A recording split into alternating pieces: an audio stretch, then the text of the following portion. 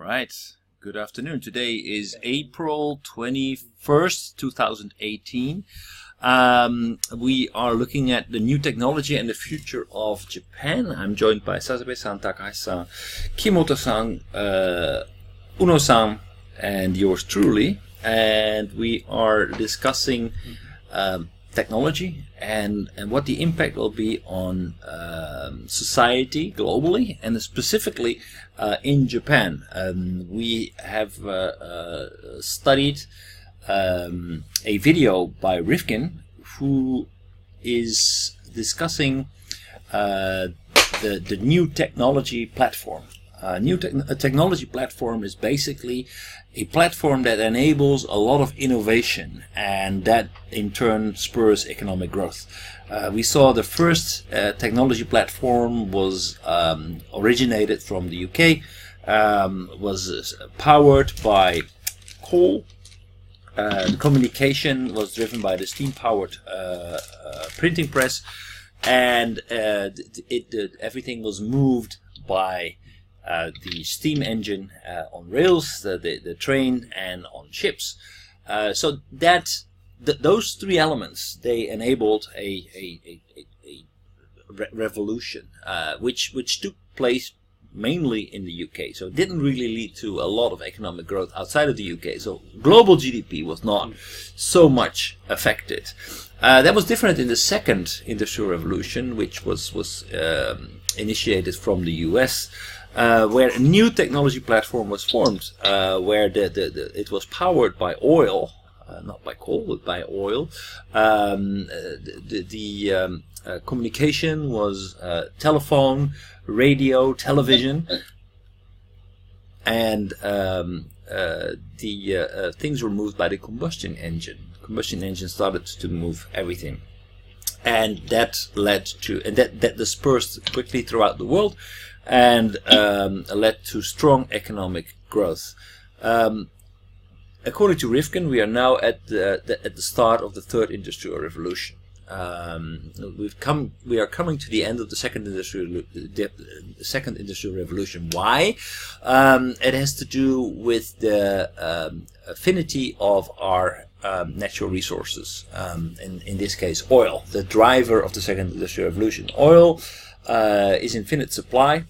If we want to grow the economy, we need natural resources. We need fossil fuels in order to power that economic growth. And the supply of that is finite.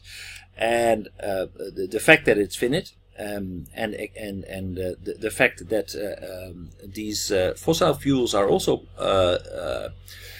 under influence of speculation, because people who speculate, they know that economic growth will lead to an increase in demand for fossil fuels, and that means that whenever the economy is getting well, the price of fossil fuels will rise. Now, fossil fuels is so much part of our economy today, not only in the way that we power things, but also what we produce. Fossil fuels are used in so many materials that we are using today, from clothing to toothpaste to almost anything. We need fossil fuels. So that means that if the price of fossil fuels goes up, basically the economic growth will come to a standstill. So we are actually reaching a natural ceiling as to where the economy can go. So how can we get out of this? And Rifkin is saying, okay, well, there is a need. We need to actually to get out of this, because not only is our economic growth limited to by the importance of fossil fuels, we are also at the verge of a climatologic disaster, mass extinction, global warming. We will see extreme weather patterns. It is necessary. It is absolutely necessary for this planet that we change the way that we are doing things. And since economic theory doesn't include externalities, doesn't put any monetary value on externalities like pollution when we produce things, we actually really need to reassess what we are doing. And so he proposes the third industrial revolution. And the first industrial revolution will be, I'm not sure. It's Noise. noise. Okay. So it will be powered by renewable energy, like solar power, because we live in a closed system where our fossil fuels are finite and they will be exhausted eventually. So if we use renewable energy, basically we go into a situation where we have zero marginal costs for our energy. Basically what you do, you invest in a solar panel, you put it, you pay a little bit for maintenance, but after that whatever we get from the sun is free. So basically we move into a situation where marginal costs are zero. So if you put that in perspective, and we look at competitiveness, then economies that make that transition from fossil fuels to renewable energy will have a huge cost advantage, huge competitive advantage, because they will be able to drive the economy at almost zero cost. Therefore, it is absolutely necessary to make that change. We had a look at Germany, where they started this process already at the end of the 1980s in response to the nuclear power plant that broke down in Chernobyl. Germany was quite close. They were exposed to radiation, and became very much aware of the dangers of nuclear power. And from that, a political party rose, the Grüne, or the Green Party. That was the first, I think, globally where the Green Party was a major force, and they have been a part of the political spectrum ever since. They were very important. They had a lot of supporters, and so green alternative energies became part of the political agenda very early on in Germany. So Rifkin well, he's not very modest. He's actually taking a lot of credit for the way that Germany is moving towards a renewable energy platform. But so this is something that goes back way before his book, The Third Industrial Revolution. But it's not only Germany who's moving in this direction. Also China is moving in this direction. And the thing with China is that they can move fast. They can they don't have to go through a democratic process. The United States is allocating $3.6 billion in a smart grid technology that will enable the renewable energy to become feasible. China, on the other hand, is investing $86 billion in a much shorter period of time. So China is moving fast, Germany is moving fast, other countries in Europe are moving fast. What is the situation in the United States? We can see that basically they're moving in a different direction. Trump is not buying into that. He's America first. Is very self-centered.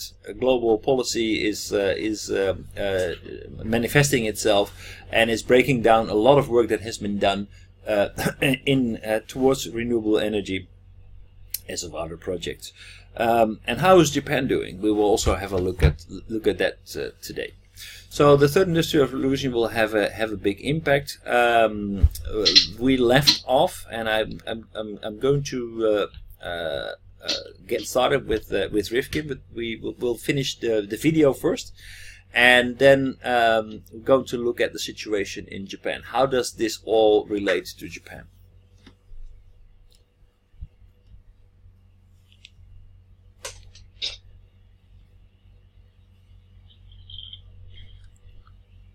If we simply reprioritize our investments, spend some of it patching up the old infrastructure, we don't want it to collapse, but reprioritize so part of those funds each year go to each region so that they can begin to build out and scale up a third industrial revolution infrastructure with an Internet of Things platform, we will be there in 30 years.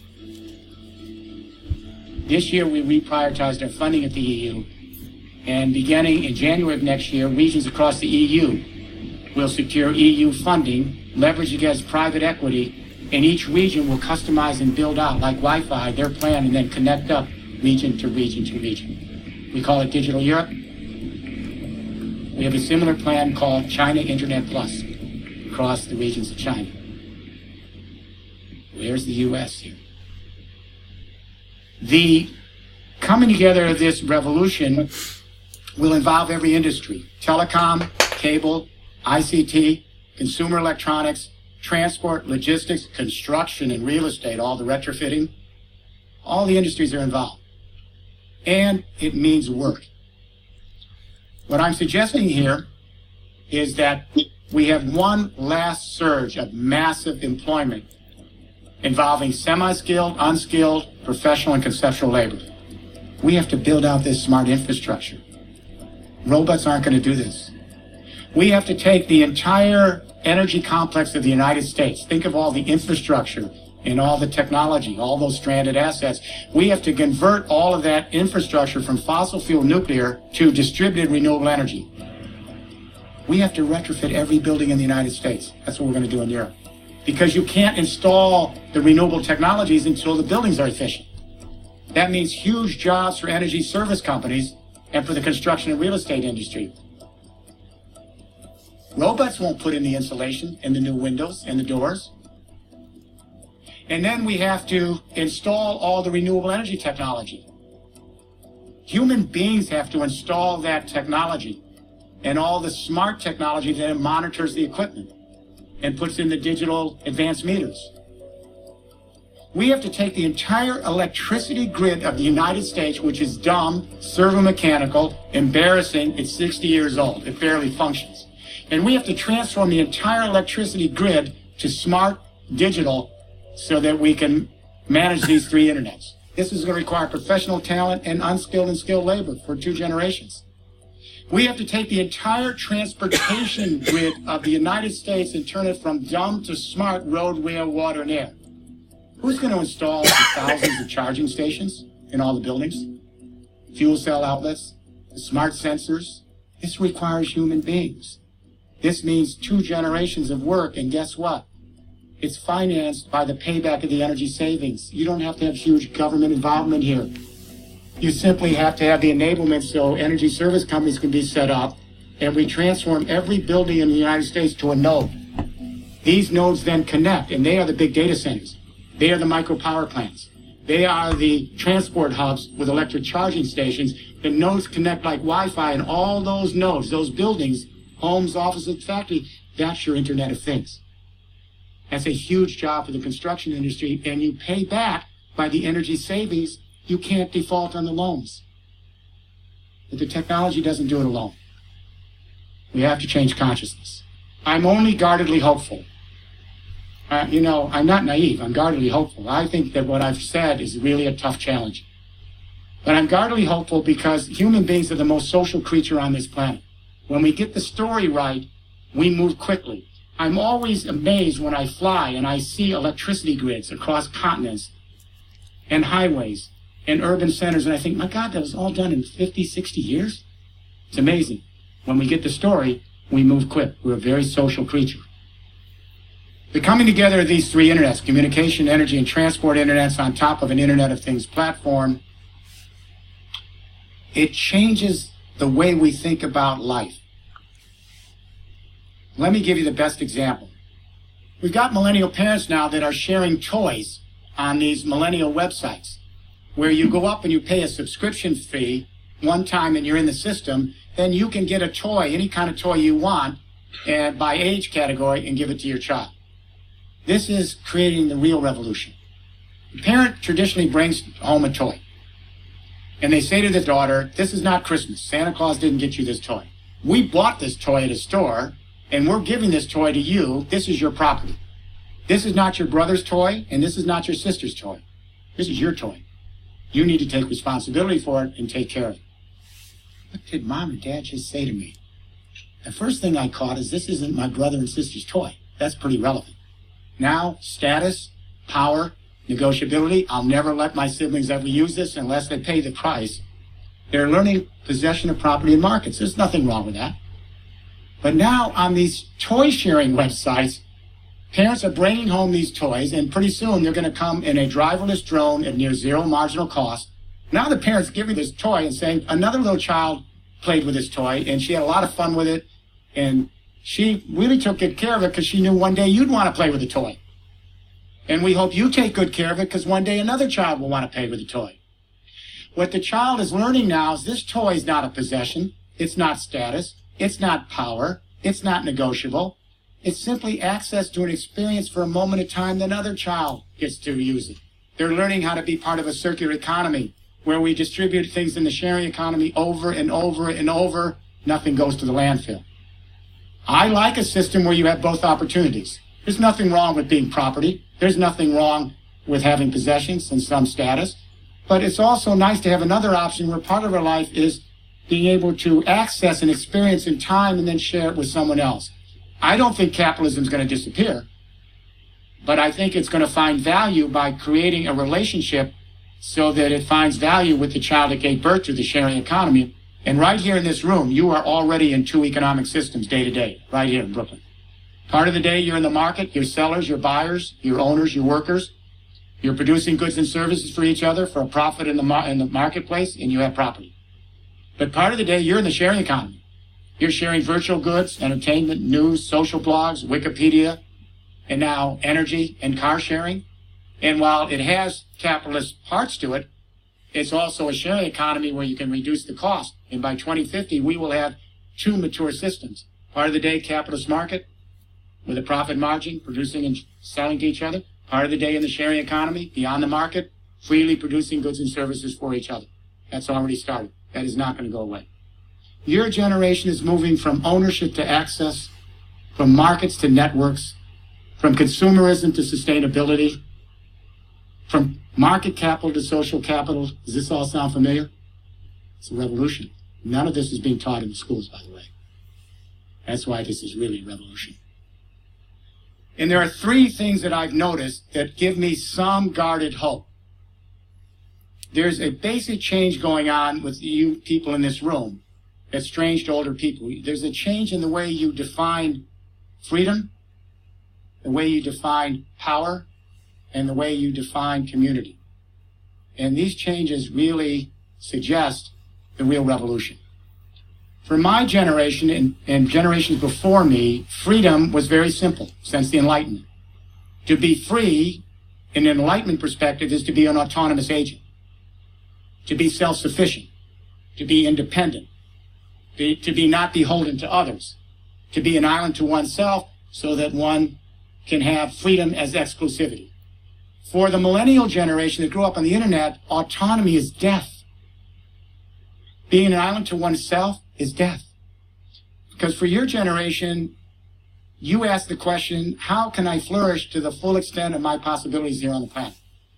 And it's clear that your answer to that is, I flourish to the extent that I'm embedded in network after network after network, community after community, where I can share my talents, and those talents can benefit the network and come back to benefit myself. I'm free because I have access, and for you, freedom is not exclusivity. It's not being an autonomous agent. It's inclusivity. It's access to others in networks. Do I have this right? This is very alien to our generation. We may have to change all the constitutions in the world. This is a completely different idea about freedom. You have a different sensibility about power, which makes the older generation very nervous. We essentially believe that power always has to be a pyramid. It goes from the top down. That is power. There's no other way to define power. It's a pyramid, from the one to the many. But young people that grow up on the internet, it's strange because you grew up thinking that power has to do with the networks you're engaged in. For you, power is not vertical, it's lateral. For you, power is being enmeshed in network after network where you benefit each other. Open source. This is so strange to our older generation. We do not have this notion of power. It makes no sense to us, actually, but it makes total sense to you. And finally, I think most importantly, we're seeing a change in the way a younger generation perceives identity to community. I grew up in a post-Westphalian world, the nation state. We were very clear on community. That is, each individual is born to be an autonomous agent, and we're each sovereign. We are each a sovereign to ourselves. And each of us, as a sovereign to ourselves, we compete with other sovereign individuals in the marketplace for scarce resources in a zero-sum game. Our nations represent us because they are sovereigns. And they represent all the millions of individual citizens who are sovereigns against other nations. And each nation then competes with every other nation for scarce resources in the marketplace or the battlefield in a zero-sum game. That's the post-Westphalia nation-state world. Here's my question. Does anyone here believe that we're going to be able to address climate change and bring the human family together and take our responsibility for our fellow creatures in the earth we live in with that worldview? Anybody? What we're beginning to see with millennials, and I don't want to overstretch this, but I'm beginning to sense a shift from geopolitics to biosphere consciousness. Just beginning to see it. I hope it doesn't go away. I don't think it will. The biosphere is that 19 kilometers from the stratosphere to the ocean, where all life and all the chemicals on the planet interact to maintain the ecosystems, the biology of the earth. We're getting 14-year-olds coming home with biosphere consciousness, and so they're becoming the biosphere police. We got young people coming home and saying to their father, "Why are you using so much water here while you're shaving? Can't we turn it off once in a while? We're wasting the water."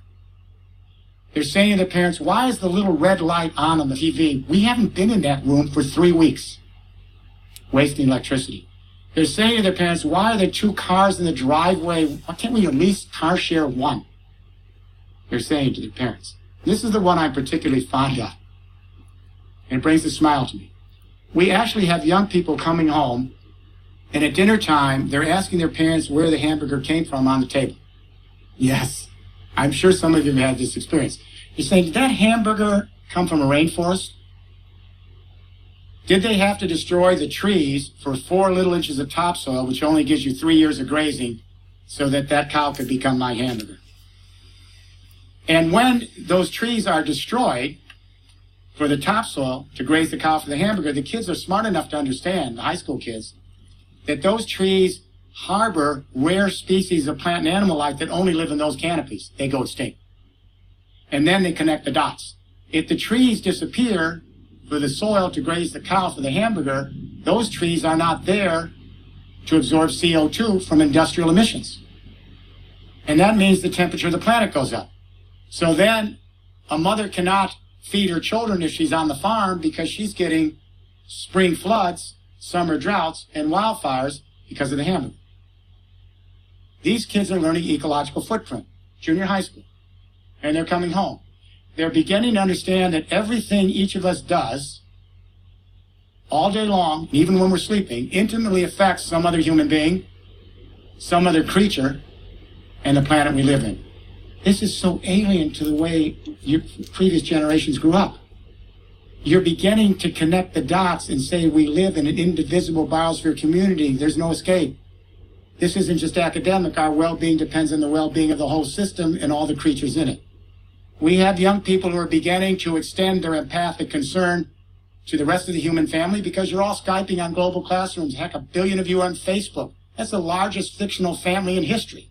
And what's promising to me is that part of this generation is also beginning to empathize with our fellow creatures. Not just the polar bears and the penguins on the poles, but all of our fellow creatures. And I got to tell you, my wife and I are into animal rights and animal protection. Our fellow creatures have a right to be here. We do not have a right to end existence for them. This is their planet, as well as our planet. So I think we're beginning to see a shift in the notion of freedom, how we perceive power, our sense of community. We're heading to a biosphere frame. This is all good. Let me be clear on why I've been doing this work. I'm terrified about climate change. I began working on energy issues was in 1973 and wrote a book, Entropy on Climate Change, in 1980. I thought we had more time. I did not anticipate the feedback loops. We couldn't even see them until they came, and then each feedback loop creates 10 more on an exponential curve. We just didn't see it. We thought linear. Now we're really scared. I'm going to tell you, we are really, really scared. Because now we're in a runaway exponential curve on the water cycles. We didn't see it. The fortunate thing is we now have a new infrastructure paradigm, a third industrial revolution, that can allow us to move off carbon quickly in 3 decades. We have the technology that allows us to do this because zero marginal cost is the ultimate metric for reducing ecological footprint. If people equipped with little technology are constantly finding new analytics and apps to increase their aggregate efficiency at whatever value chain they're in, it means we're using less of the earth and getting more out of it. In other words, more of the energy and materials gets into the product, less is lost. Then if what we do produce is share the cars, share the homes, share the toys, we're distributing in a circular economy over and over. Nothing needs to go to the landfill. Every resource is always there for us. If we move to the energy internet, there's no reason why everyone on this planet shouldn't be producing their own green electricity right where they are at very low cost in 25 years from now in this exponential curve and sharing across continental energy internets. And if we go to a car-sharing, driverless transport grid, we can eliminate 80% of those vehicles that have taken a big hunk of the earth to put online. This is a plan, and what we've done, a lot of businesses are working with us around the world on this, and we say to people, if you have another plan, step forward and tell us what it might be to address climate change and move the economy. And I always get silence. Because the only other plan is to stay where we are, and that's taking us to an economic crisis and an environmental abyss. But here's what I'd like to do. I'm going to turn it over to you. Let's think about your sensibility and find out if we can come to some common ground on how we can begin to move this from this little room out to all the larger communities and networks we're in. Is that a deal? Who wants to start? Hello, my name is Lina, and my question would be really. Let's. This is the Q&A session. It's interesting. I should just really look at it, but first let's summarize where we were, what we discussed here. Hello. Hello. It's a while ago. Checking out. Wait. Taka-san should go to the airport today. I see. Where are you going? After I arrived at the airport, he will join it. なるほど。When you arrive at the airport, call me again, okay? Okay. お願いします。See you later. Okay. So basically what we discussed here, and we started off like, okay, so things are changing in Europe. There are plans in Europe. Digital Europe is a plan that it stretches all the countries in the EU. China Internet is a plan that stretches the whole of China. But where is the rest of the world? Where is a plan for Japan? Where is the plan for Asia? Where's the plan for the US? There is no plan yet. Looking at the transition, so how are we going to move from the second platform, industrial platform, to the third platform? So the platform being the internet of the third platform being the internet of the transportation internet, the communication internet, and the energy internet. So how are we going to do that, and what is the consequence? Now he's very optimistic, maybe more optimistic than I am, but we will discuss that later in more detail. He says, okay, well, basically what we need to do, if we want to make this zero footprint, this renewable energy feasible, we need to start by actually putting in the infrastructure and putting and transforming everything that we have at the moment and make it more sustainable. That means make housing sustainable, isolation technologies, bringing in more energy from the outside, and actually also making all these houses and buildings little power plants, so they can work more or less autonomously. So the whole idea is that we move away from a situation where we have Kansai Electric and TEPCO to a completely distributed energy platform. So distributed means that basically every building will produce its own energy, and if there is a shortage, they will get energy from the smart grid, and if there is a surplus, they will offer it to the smart grid. So we need to reduce the energy need by isolation and by bringing in technology to reduce the energy consumption of a building. Buildings being the most energy intensive components in our entire economy. That's number one. Buildings use most energy. So that is a huge challenge to do that, and that will create a lot of employment. How are we going to finance that? We're going to finance that by reducing the cost of fossil fuels.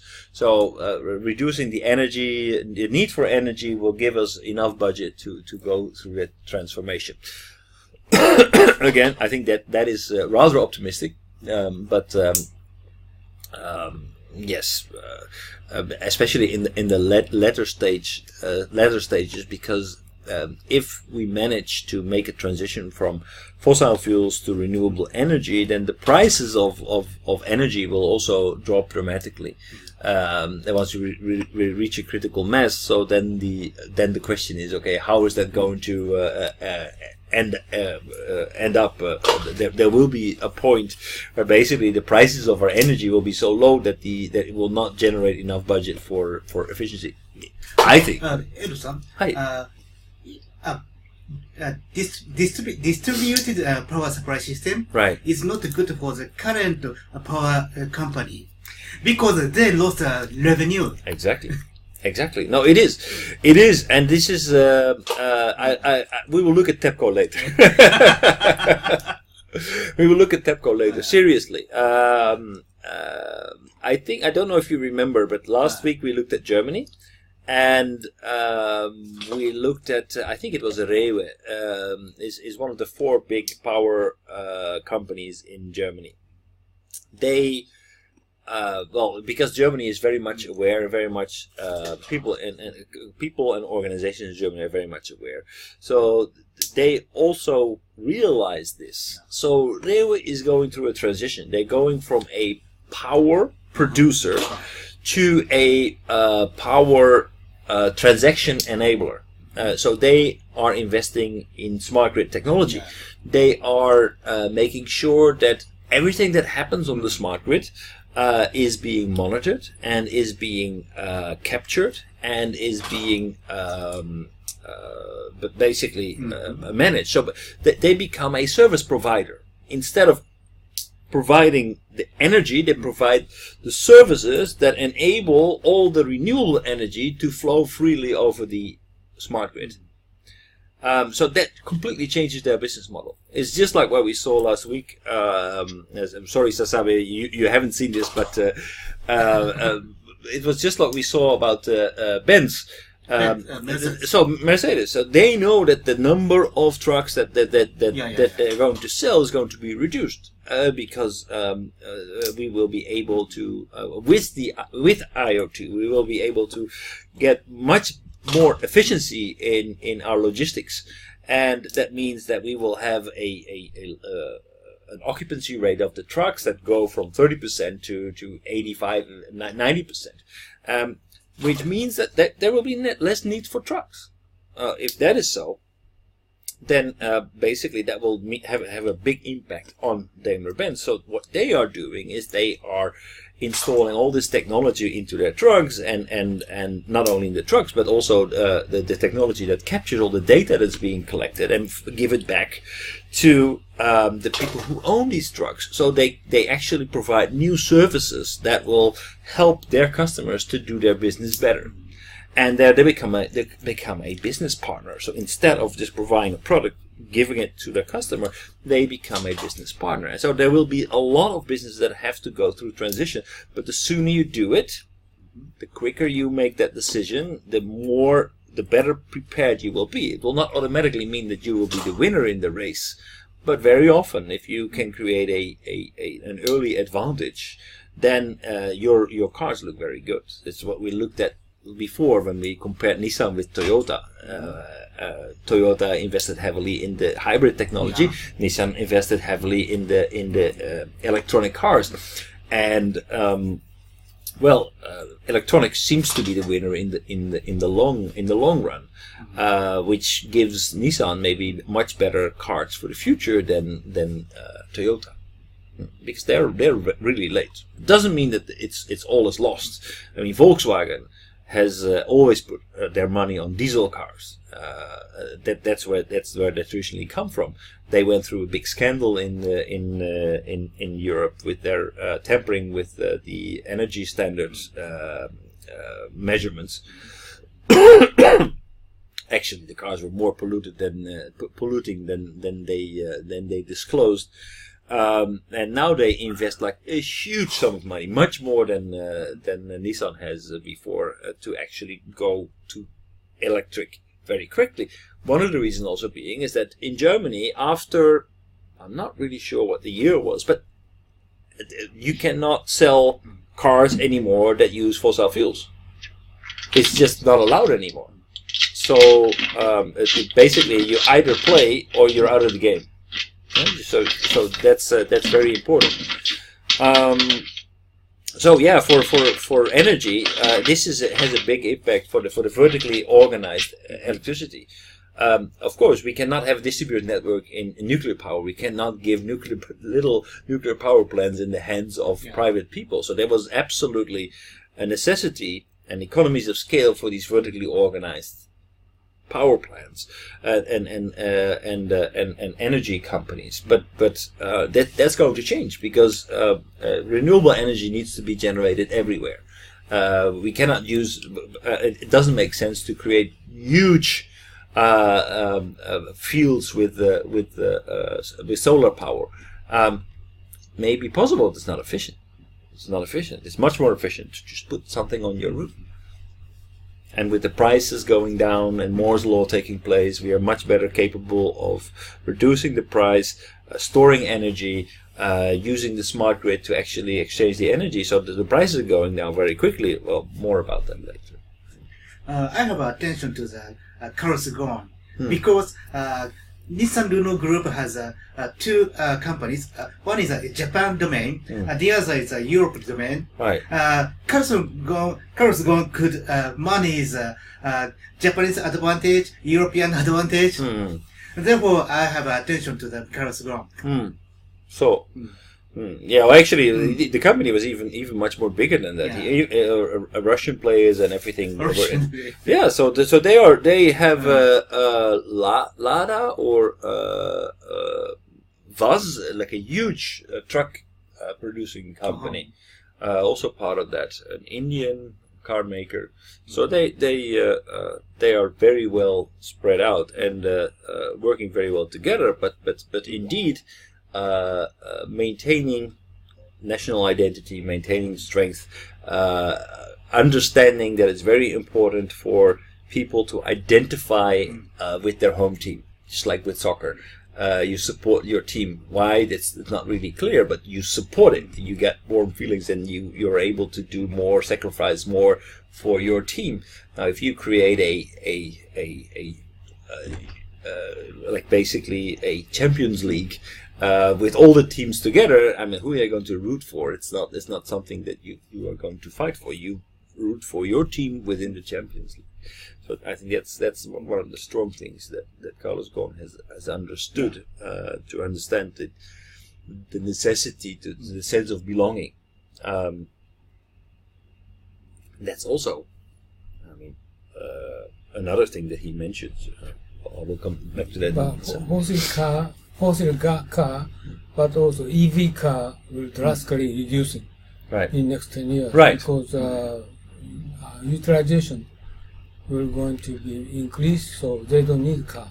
We saw last week that basically, based on studies done by the former general manager of, what was it, Ford or GM? I don't know. And he's now a professor. He established that in a certain region in the US, he calculated that basically there is will be a reduced need of cars. It will be reduced by 80%. Through car sharing and making more efficient use of making use of IoT and putting the distribution centers on the IoT. That will reduce the need for cars by 80%. Now, they will drive with a lower footprint because they don't use fossil fuels, and we will use less cars. So what does that mean for GDP? So what will happen for car manufacturer? Oh, well, that will be basically they either go in the direction of Daimler-Benz, or they will be out of the game. Their scale will be significantly reduced. Now, I don't know if there will be other vehicles that come into place if we will start to move in a different, more efficient way through the air, for example, but. The future of car makers doesn't look very promising. It looks like there will be a big reduction in our needs for cars. And as you always mention, what is a car? Basically, a car will become a computer with much less need for assembly and costs, and much less need for parts. So you can very easily assemble a car with much less parts than from the traditional car that's run by a combustion engine. So basically, also like the money to be made by a car manufacturer is also becoming less and less. It's like computers. Car industry is the largest industry of industry, right? Right. But this will have significant impact.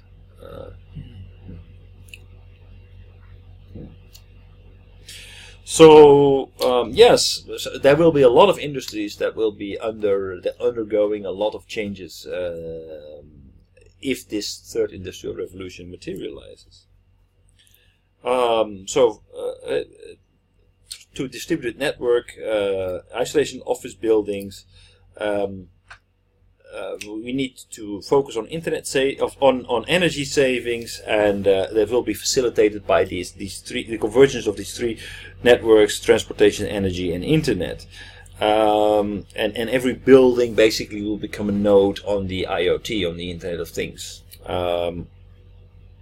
Then, how are we going to get there? How are we going to trigger that transition? How are we going to put the energy into the people? To actually go through this process, where we see a reverse trend that's happening in the U.S. at the moment, or at least under the Trump administration, which was apparently democratically elected by the American people. So how are we really going to be serious about this third industrial revolution? Will we be able to put our shoulders behind it? Well, there's certain things that he says. Okay, I'm kind of positive, because if we put the right story, if we create the right story, put us in the right perspective, people are capable of doing many things. If you inspire people, if you tell the right story, then they can do the right thing. And he says that there's certain things that make me positive about that we can do this. First of all, we are moving away from the previous generation was very much focused on ownership, and now we tend to give more emphasis on experiences and having access. When you mentioned cars, why do we need less cars? Well, one of the reasons is that we no longer want to own a car, but we want transportation. We want transportation by car, and if we are going to move around town, maybe a small electric car will do. But if you're going touring with your girlfriend, then a nice sporty Tesla will be nice to use during the weekend. You don't need to own that car anymore. Basically, you can just order a car online. It will be driven automatically without a driver to your home. You just need to get in and tell the car where you want to go. So that is a change in perception, a change in the way that young people think relative to how the previous generations thought. And also there's a trend towards the circular economy.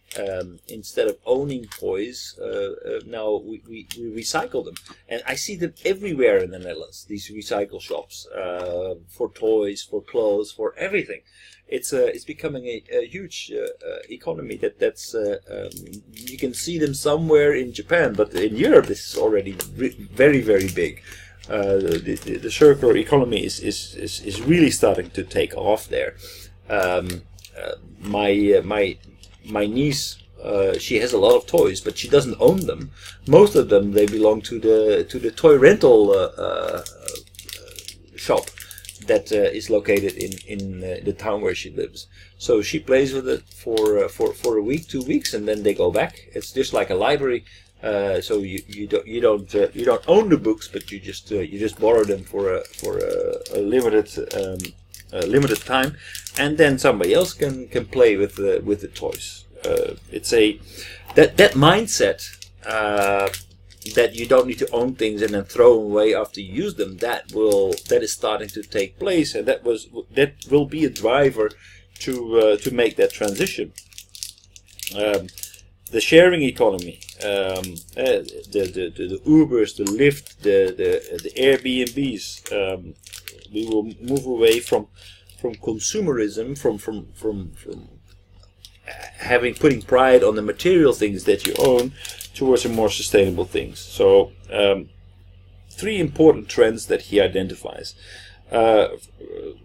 Previously, we identified freedom with being an independent agent, not having to answer to a boss.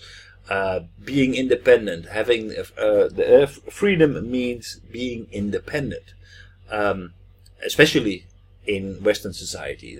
Maybe much less so in Japanese society, but these are definitely things that ring true in the Netherlands. If you are self-sufficient, independent, then you are free. But nowadays, autonomy in the internet world, in the network world, autonomy means death. So you need to be, your freedom is part of how well you are embedded into different communities. Power was identified with a pyramid. So if you, the power was at the top of the pyramid, and very much vertically oriented. If you are on top of the mountain, if you're you're the king. Now power is identified by how well you are, how far your lateral reach is. So your engagement in different networks, how well you are embedded in different networks. That's horizontal. You mean power will be diminishing? Power will be defined differently.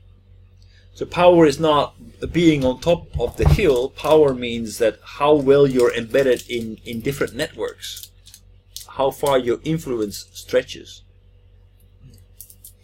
And another thing is that the sense of community, sovereignty as an individual, but also it applies to nations. It's a zero-sum game where everybody's competing for resources. So whatever I can put my hands on, that is mine, and it will not be put in the hands of other people. So a zero-sum game, that was the basis of geopolitics. That is changing because there becomes a kind of biosphere awareness, where we identify that the problems that we're dealing with are no longer a national problem; they become a global problem. So there will be there is a tendency to actually starting to question the geopolitics. Community will going to be globalized. Going to be globalized. So if this is true, like if we see this trend, this is what younger people are thinking. These are signals that we are changing the way that we're perceiving the world. We are perceiving power. We are perceiving freedom.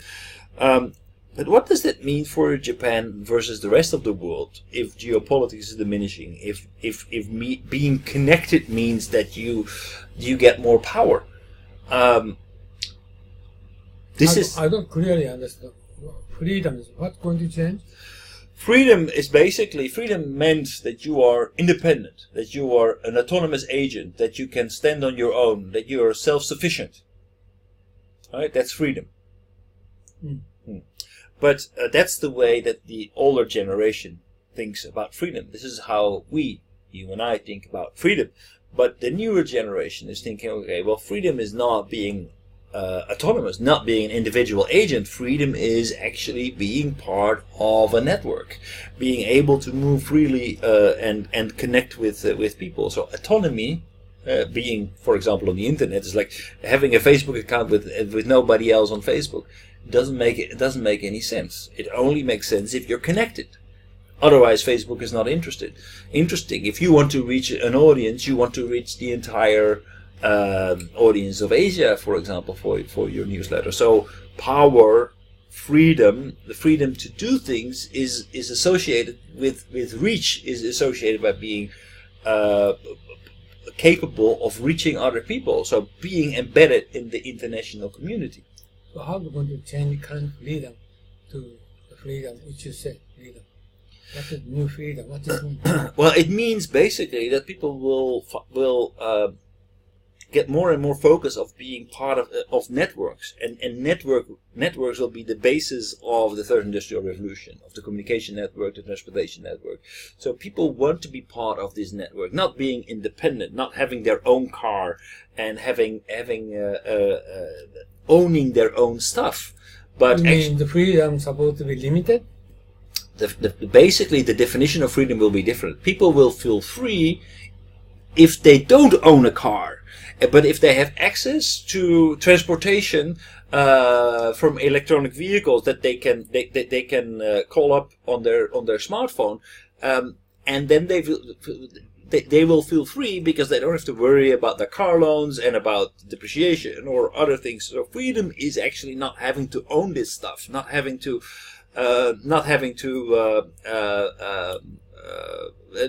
being on your own, self-sufficient, but actually being embedded, having access.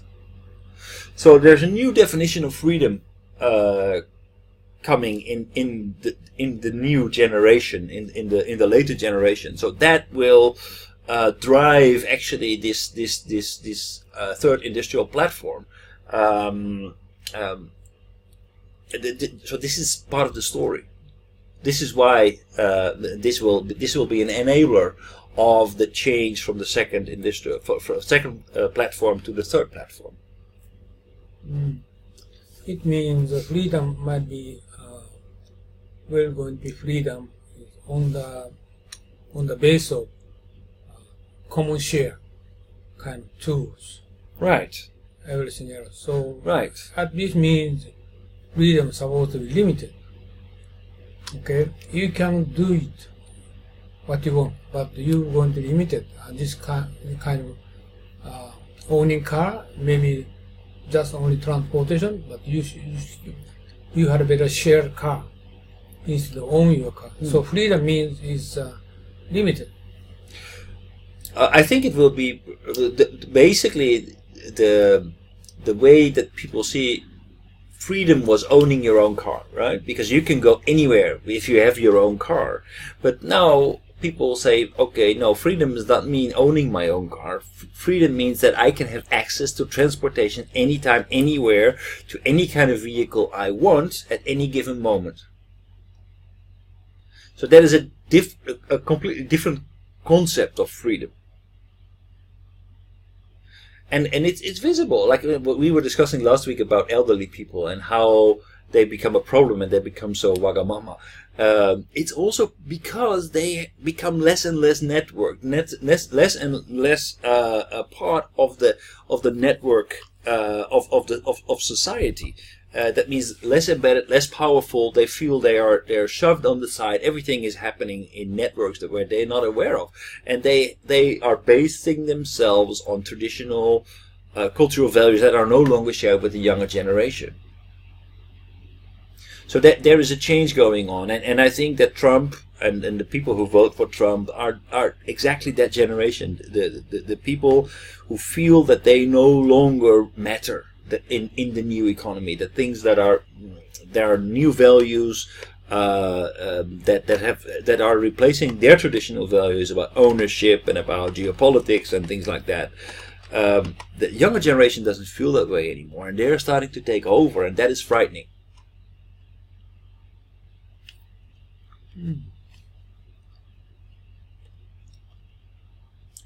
I don't see clearly. Freedom is freedom. Right, but how does it manifest itself? So freedom is freedom, of course. Freedom means that you don't have to worry. But why don't you worry? You don't worry because you own a car, or you don't worry because you have access to transportation anytime you want? So that's basically that. What do you see when you close your eyes and think about freedom? If you ask that question to somebody who is 65 years old, then you close his eyes. Then freedom for me is an open Porsche Carrera that I own, and where I can go anywhere I want, anytime. That is freedom. And if you ask the same question to a 20-year-old, they say, okay, freedom for me is being able to go from A to B anytime I want, without having to own a car. Young people don't own cars anymore. If so, I think we had better say, instead of saying freedom, I think the way of life will going to change. Right. The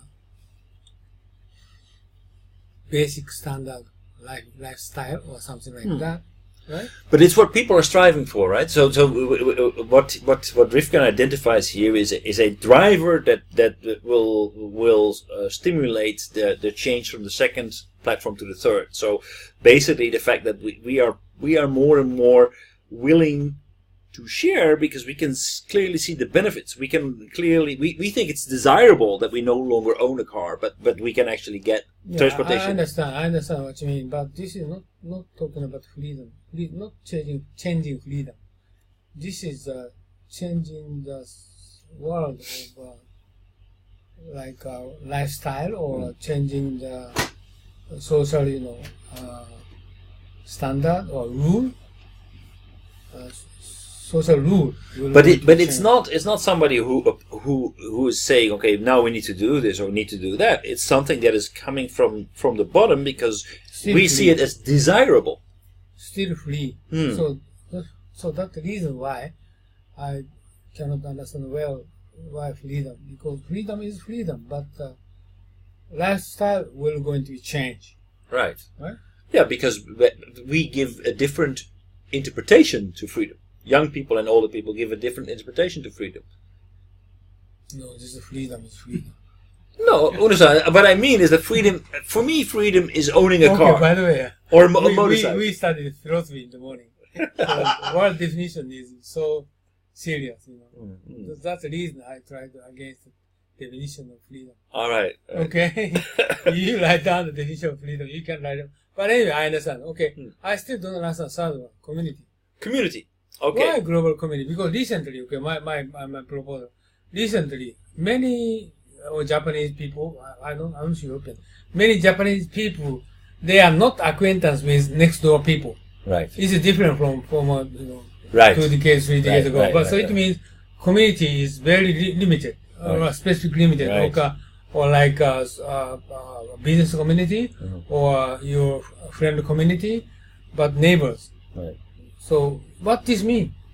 Basically, what we are seeing here is like sovereignty, like individualism, right? So individualism. Individualism is basically the sovereignty is equals like freedom. Like I'm an individual agent. I don't need to answer to you or to anybody else. I'm free. Therefore, I'm free, right?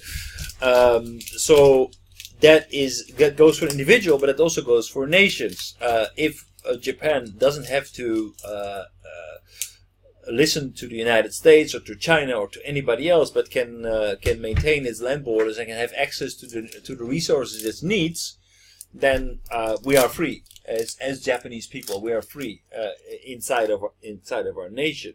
But that means competing with resources, and it's a difficult game, because natural resources or other resources will be contested, like in the South China Sea, for example, or this island belongs to us or to you. These kinds of geopolitical reasons is that because we adhere to Japan as our basic unit. But recently, and more, young people become aware of the fact that the problem is not about the South China Sea. The real problem is not about whether this island belongs to Japan or to China. The real problem is what's happening in our biosphere. It's what's happening with CO2. It's what's happening with global warming. That is the real problem, and that is not a problem that we're going to solve with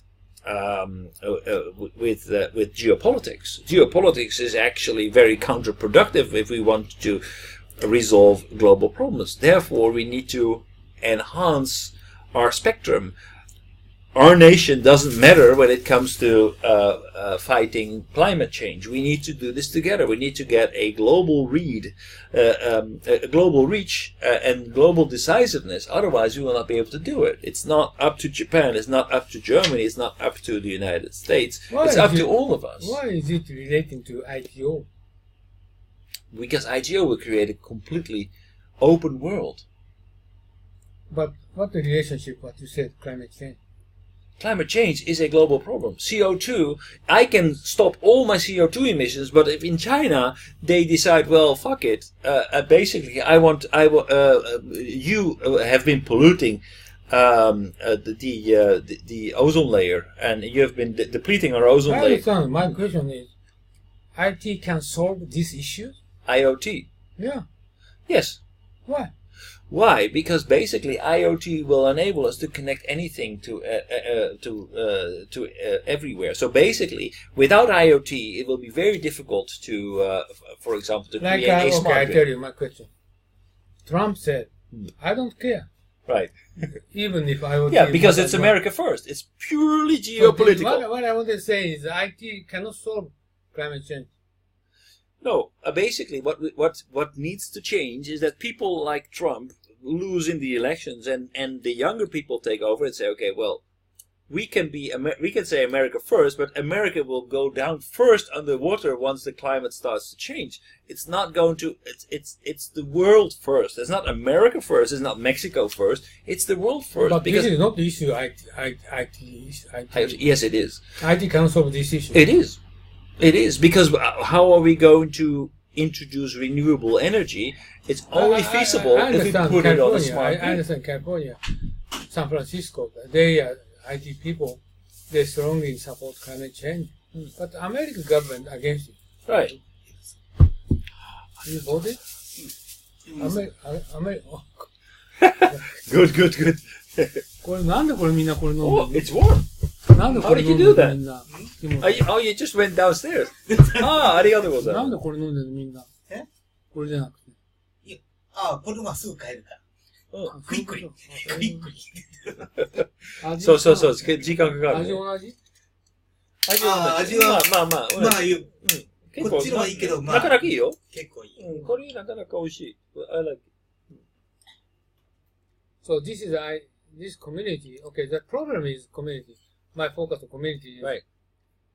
Year by year, the regional community is more individualistic. Right. This is a problem, even if IT industry, IT technology advanced, and they are sticking to a line and sticking to the internet, whatever, but people are more isolating. This is the issue. You know why that's happening? I think the real thing why it's happening is we're going through transition. And when you go through transition, and especially with the development of new technologies, there are winners and losers. There are people who see that they become less relevant. They see that jobs are moving overseas. There are also winners, but unfortunately, the group of winners is much more than a group of losers. So we coming in a divided world where the number of people who lose or who do not get ahead in society, they grow bigger and bigger, and this is not what economic theory promises us, because international trade is good. New technology is good.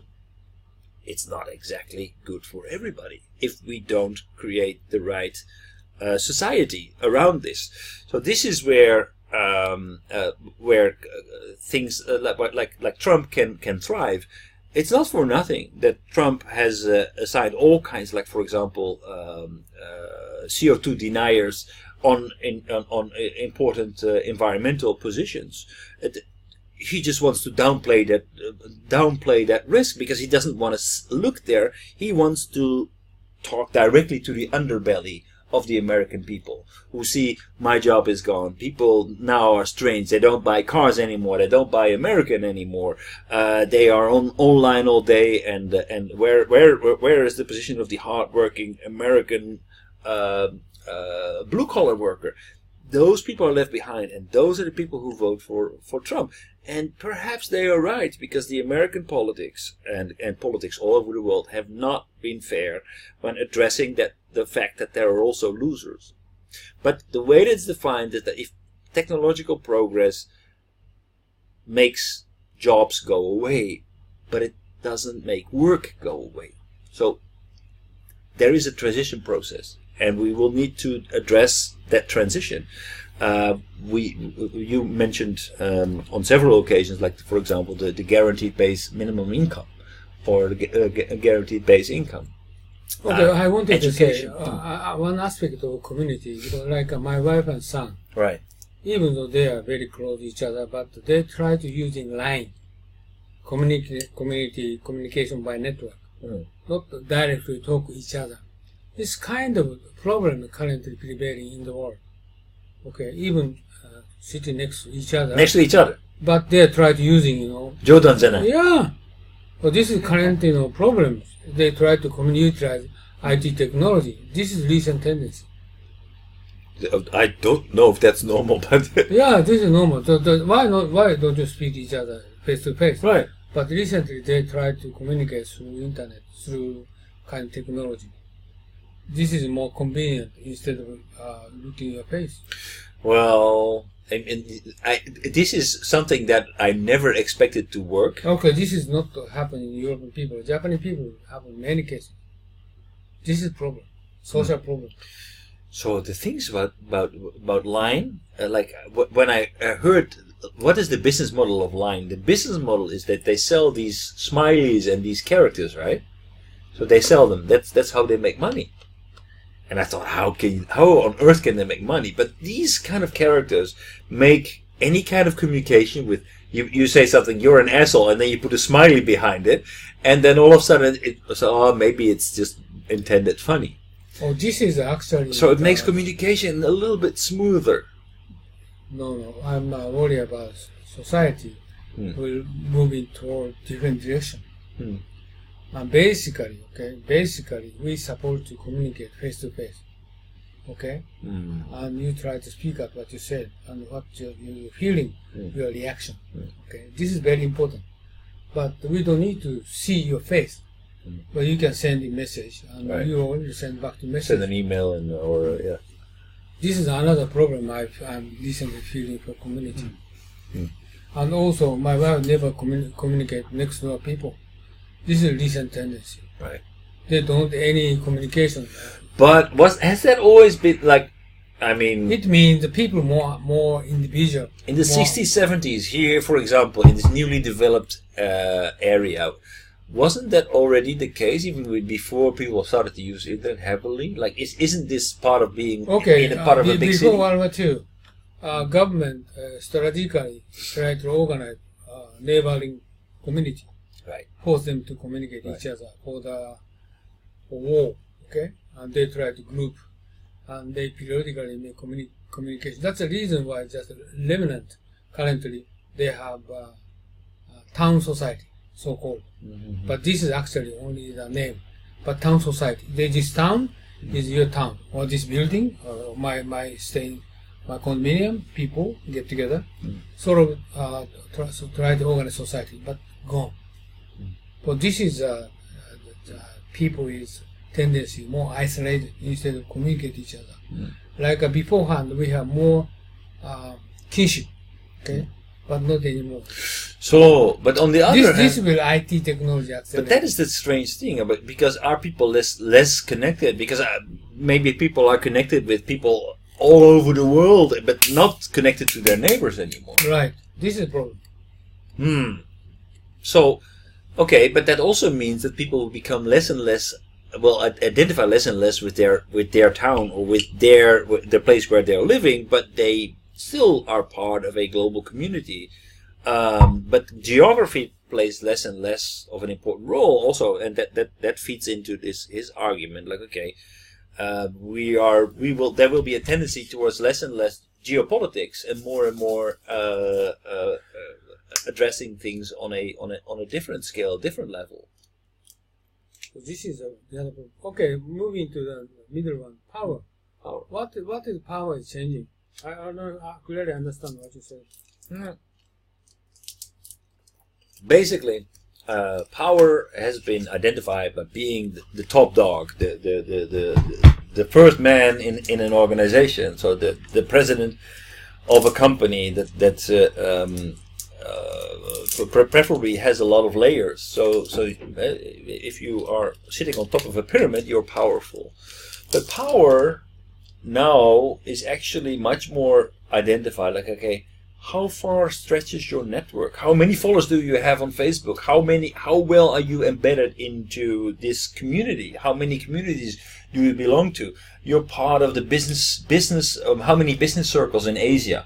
How many people do you know? That power means having access to different communities and having a role there. So it's much less vertically oriented and much more horizontally oriented. I think that adheres to very much. Yeah. Exactly. So, like one good example, we have Line for Japanese people. WeChat is for Chinese, and WhatsApp Asian people. So Asian and people Europeans. Really? Yeah, WhatsApp. Yeah.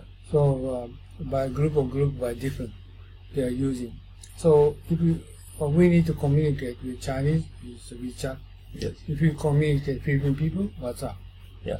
So that's Korean Line, right? Korean Line? Yeah. Okay. Korean. Line. Actually, I think Line is Korean, no? Moto. Really? Korean. Yeah. Okay, this is power. Horizontal power. Okay, let's move. Okay. I understand. All right. So these things will drive the transition from the second to the third industrial revolution. The story, the way that young people think different from their previous generation, what they like, what they perceive as freedom, as how they perceive ownership, how they adhere to networks, if it's local networks or if it's global networks, what's important. These things will actually facilitate a change from still away I'm from. looking to in my mind is a serious issue is auto manufacturing will almost disappear. It means what happened in the world next 10 years? Right? Good question. This is the biggest industry. What happened in the world? It will mean that a lot of people will lose their jobs. Disappearing industry is the auto manufacturing industry and also the supermarket industry. Right? So two largest industry will going to be disappear by internet sales. Right. So what's happened? Well, according to Rifkin, we can be optimistic because there will be a lot of third innovation is revolution is finance industry also gone, might be gone, right? Yeah, I mean. So major industry gone. What's happened? Oh, well, I mean. This is actually I agree with you. IT revolution. So what's going on next 10 years? Nobody preparing. So there's so many things are going to change. So many. We will look at the I employment can tell and you, GDP. aerospace exists. Aerospace. And anything else. Oh, what else? So a lot of things will change, and a lot of things actually. Pharmaceutical industry exists. Right. Biotechnology exists. Yeah, okay, but also pharmaceutical industry. I can see that our capacity to process data not only. No, I'm talking about R&D.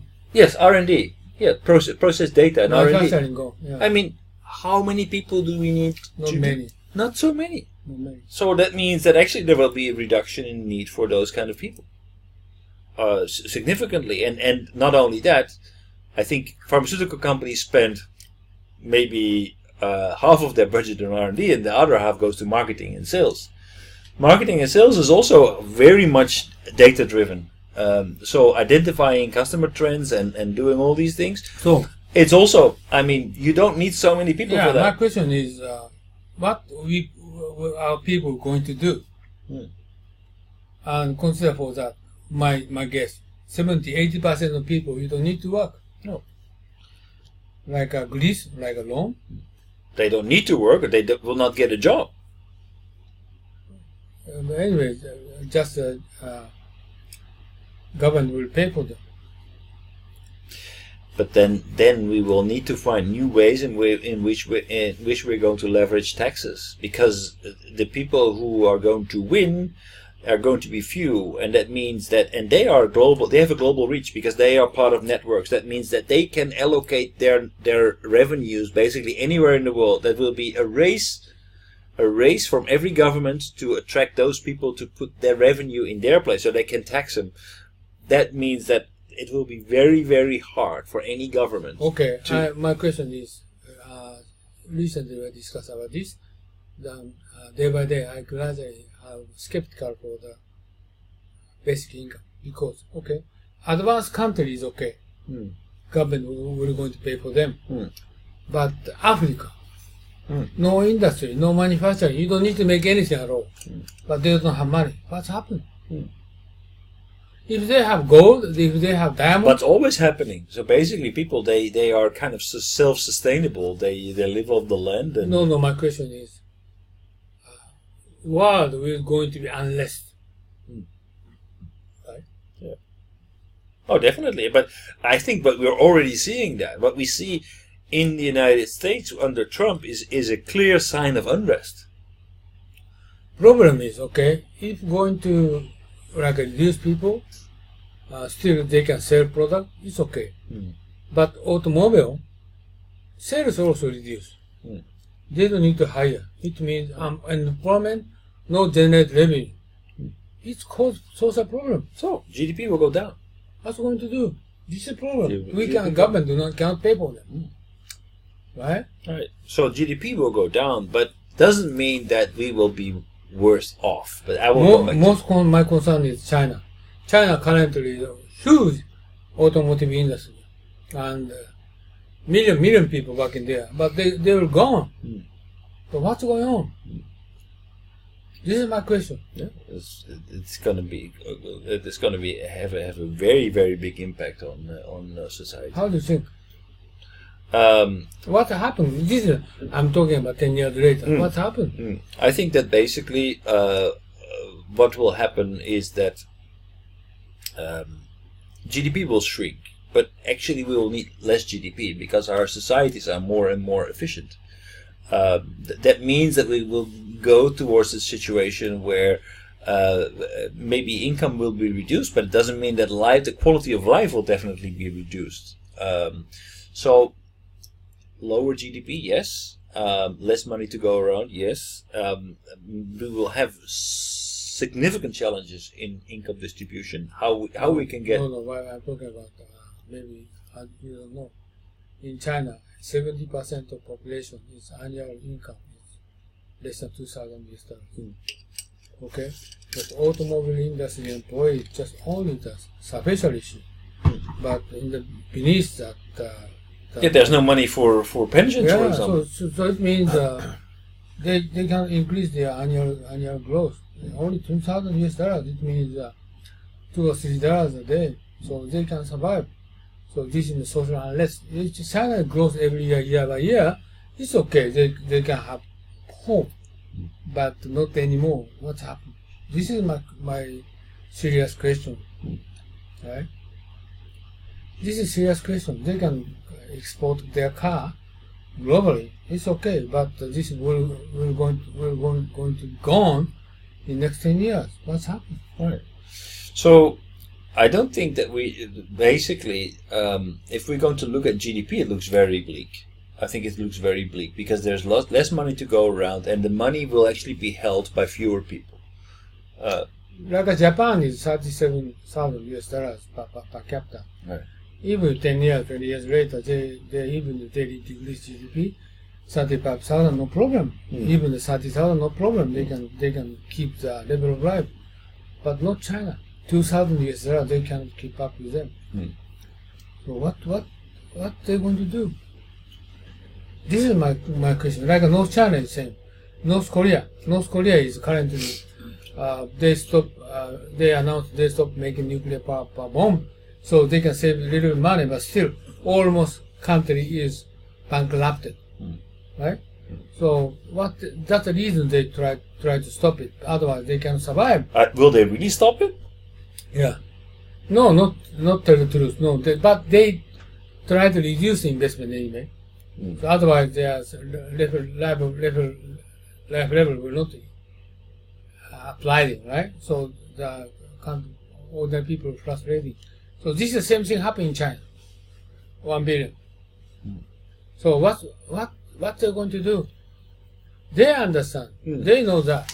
There is no room. There's no budget for a basic income. Is what you're saying. So this is, I think, IT industry. What kind of sort of things we need to consider. But can you suppress that big of number of people? That's the reason I don't know. I recently recognized that.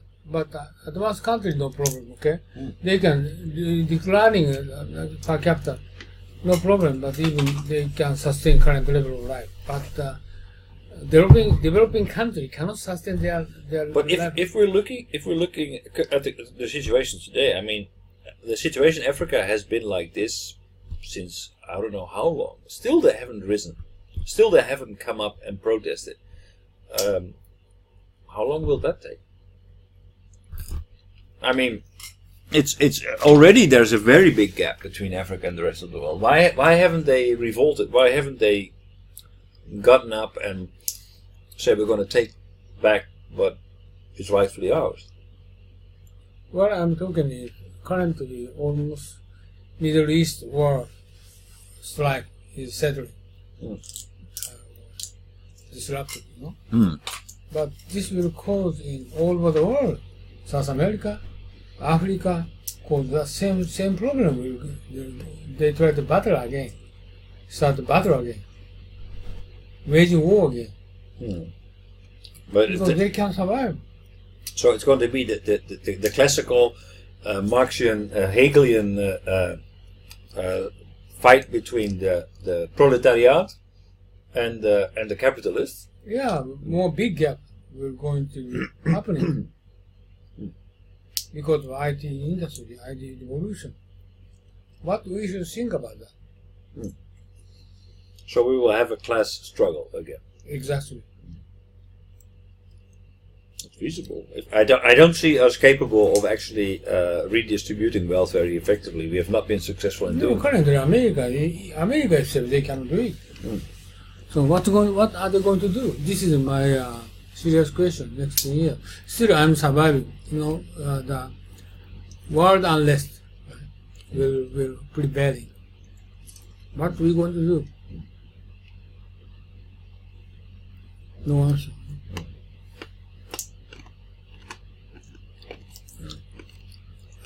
But will it stop at the borders? I don't think so. Will we look for answers within our national borders? I tell you, Japan is safe because they can survive. You know? Not so much heavy relationship with the other countries. But if there is wealth to be taken, and there is, in case of Japan. But still, they can keep certain level of amount per capita. So it's no problem. Currently, even if they are 2/3 of Singapore, but no problem at all. Even if they are per capita is 2/3, no problem. But, okay, so maybe this is we're thinking about this matter of competition between rich and poor, but how about, like for example, on a corporate level, if Japanese businesses are no longer competitive, their value will decrease drastically. So they'll come up for grabs. The whole Japanese economy will be on sale. Okay, yeah, I tell you, Japanese is one strong point is they are working hard compared with developing country, compared with advanced country, compared with France, they're going to work in double compared with them. In the case of economy is slagging. Japanese people is working very hard. Not very effective. They not effective, but they're going to overseas, go to Brazil, go to France, all over the world. They can survive. The reason is very simple. They can work more. But that's not only for Japanese people. That's everywhere. People who go overseas to Chinese, everywhere. I mean, the pioneers who come to a country, they have a dedication. They have a sense of purpose. They have a strive to become successful. So what I'm talking is Indonesian people who are going to be defeated. They don't work. Okay, so what's happened? 200 million. Malaysia is the same. They don't work. Chinese will take over. Chinese work hard. Have already taken over. Chinese work very hard. So 1.3 billion people go overseas, invade the other country. And they are currently serious for territory, but real problem is not like that. They're moving forward, spread to all over the world. In the case of their crisis. So like 100,000 Chinese moved to Okinawa to find a job there, and then all of a sudden Okinawa is Chinese. Yeah. So, but unfortunately, 75 territory, American military occupied. So no problem so far. So this is American people know that, Japanese know that. So this is a kind of different story. That Hokkaido might be occupied Chinese, but we need to seriously consider for kind of IT, what's going to happen. This is a very big issue in future, right? It is a very big issue, Yeah. and we really need to think about how we're going to redistribute wealth. Not health. Problem is, I know the Chinese, all those Chinese. Very easy to go abroad. Everybody. They're not sticking to their place where they live. Right. And this is tell the story. And before 100 years ago, 200 years ago, southern part of China has famine. At that time, many Chinese go southern part of Asia. This sort of thing is going to happen next 10 to 20 years. So China, the country of China has millions of beachheads everywhere in the world. Exactly. So this is going to happen within 20 years. So especially they're going to move into globalized. It means going to million people move into Africa, and where Africa is occupied by Chinese. African people they do not work. So China will going to replace their work on occupying Africa. What's happened? It's war. Right? So this is another serious issue will coming up. But the Chinese is not belligerent, but actually they're happening. Stripes. Well, it becomes neo-colonialist. It's exactly what happened. No, Chinese they don't consider for colonial. They consider for money. Right, but that's the same as colonialists. They also consider for money. They don't. Ultimately, no, Chinese don't want to occupy, but they try to get money. But the only reason why, for example, we occupied countries was not to actually wanting to put them on the map per se, but it was the most efficient way to maintain your economic interest. This is what my concern. Okay, move next. This is my concern. Blockchain. Blockchain. Actually, let's first go to the Q&A. Ah, Takashi-san. That's quick.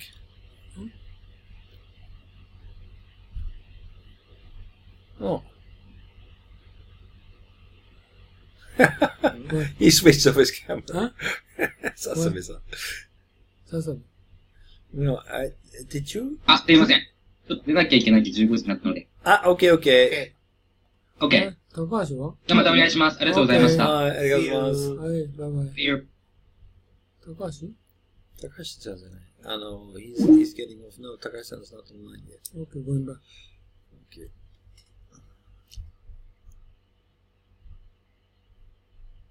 Okay, we need to study blockchain.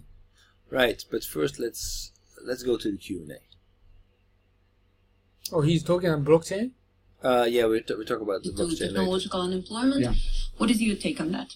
Technology and unemployment. So this is what we were talking about. We are moving to an automated world.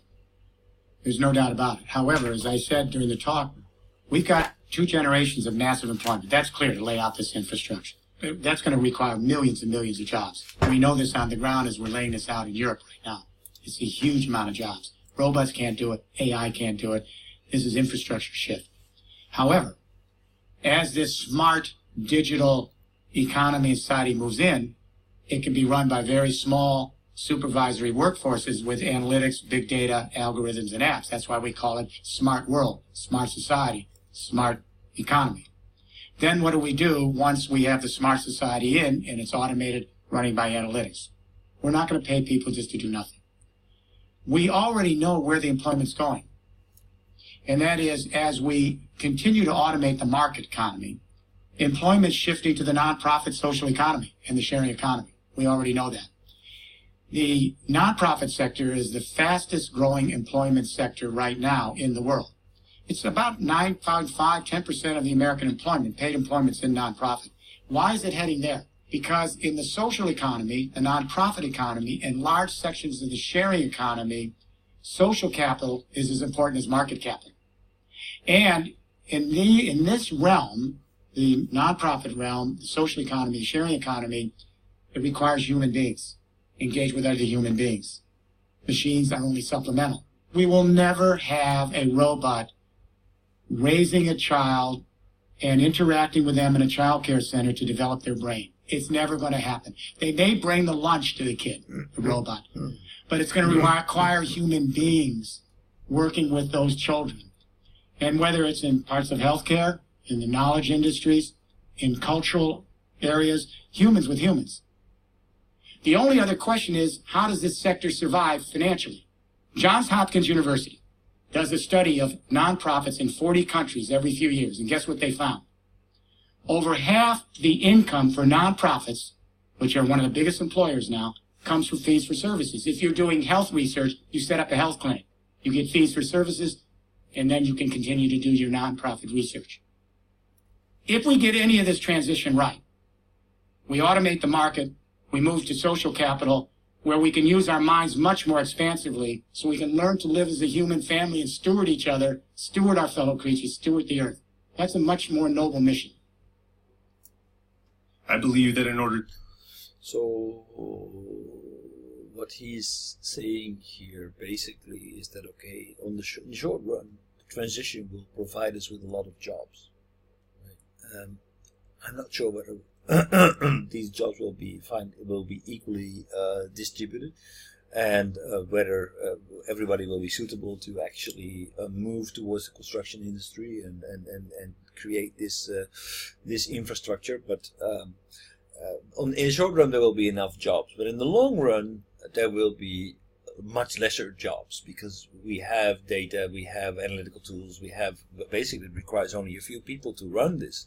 So that will mean that there's less employment, but there is what will happen is we will go to the non-profit.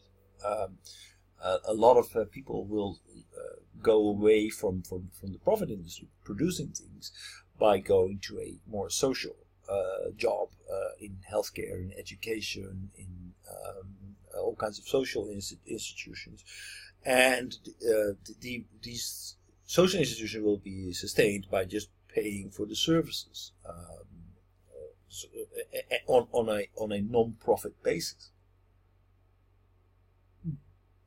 So that is the answer. So we will move away from the market economy to the non-profit economy, where people care after people, and we are going to make sure that the world, the global society can sustain, looking after the elderly, looking after the kids, making sure that there is education and supporting each other in a non-for-profit way. I understand, but this kind of employment is not so huge compared with the disappearing industry. According to like consider for the car manufacturers and supermarket or banking industries, and they're going to release more workers, but you said the non-profit industry cannot handle for those unemployment. I'm not so sure about that. Right?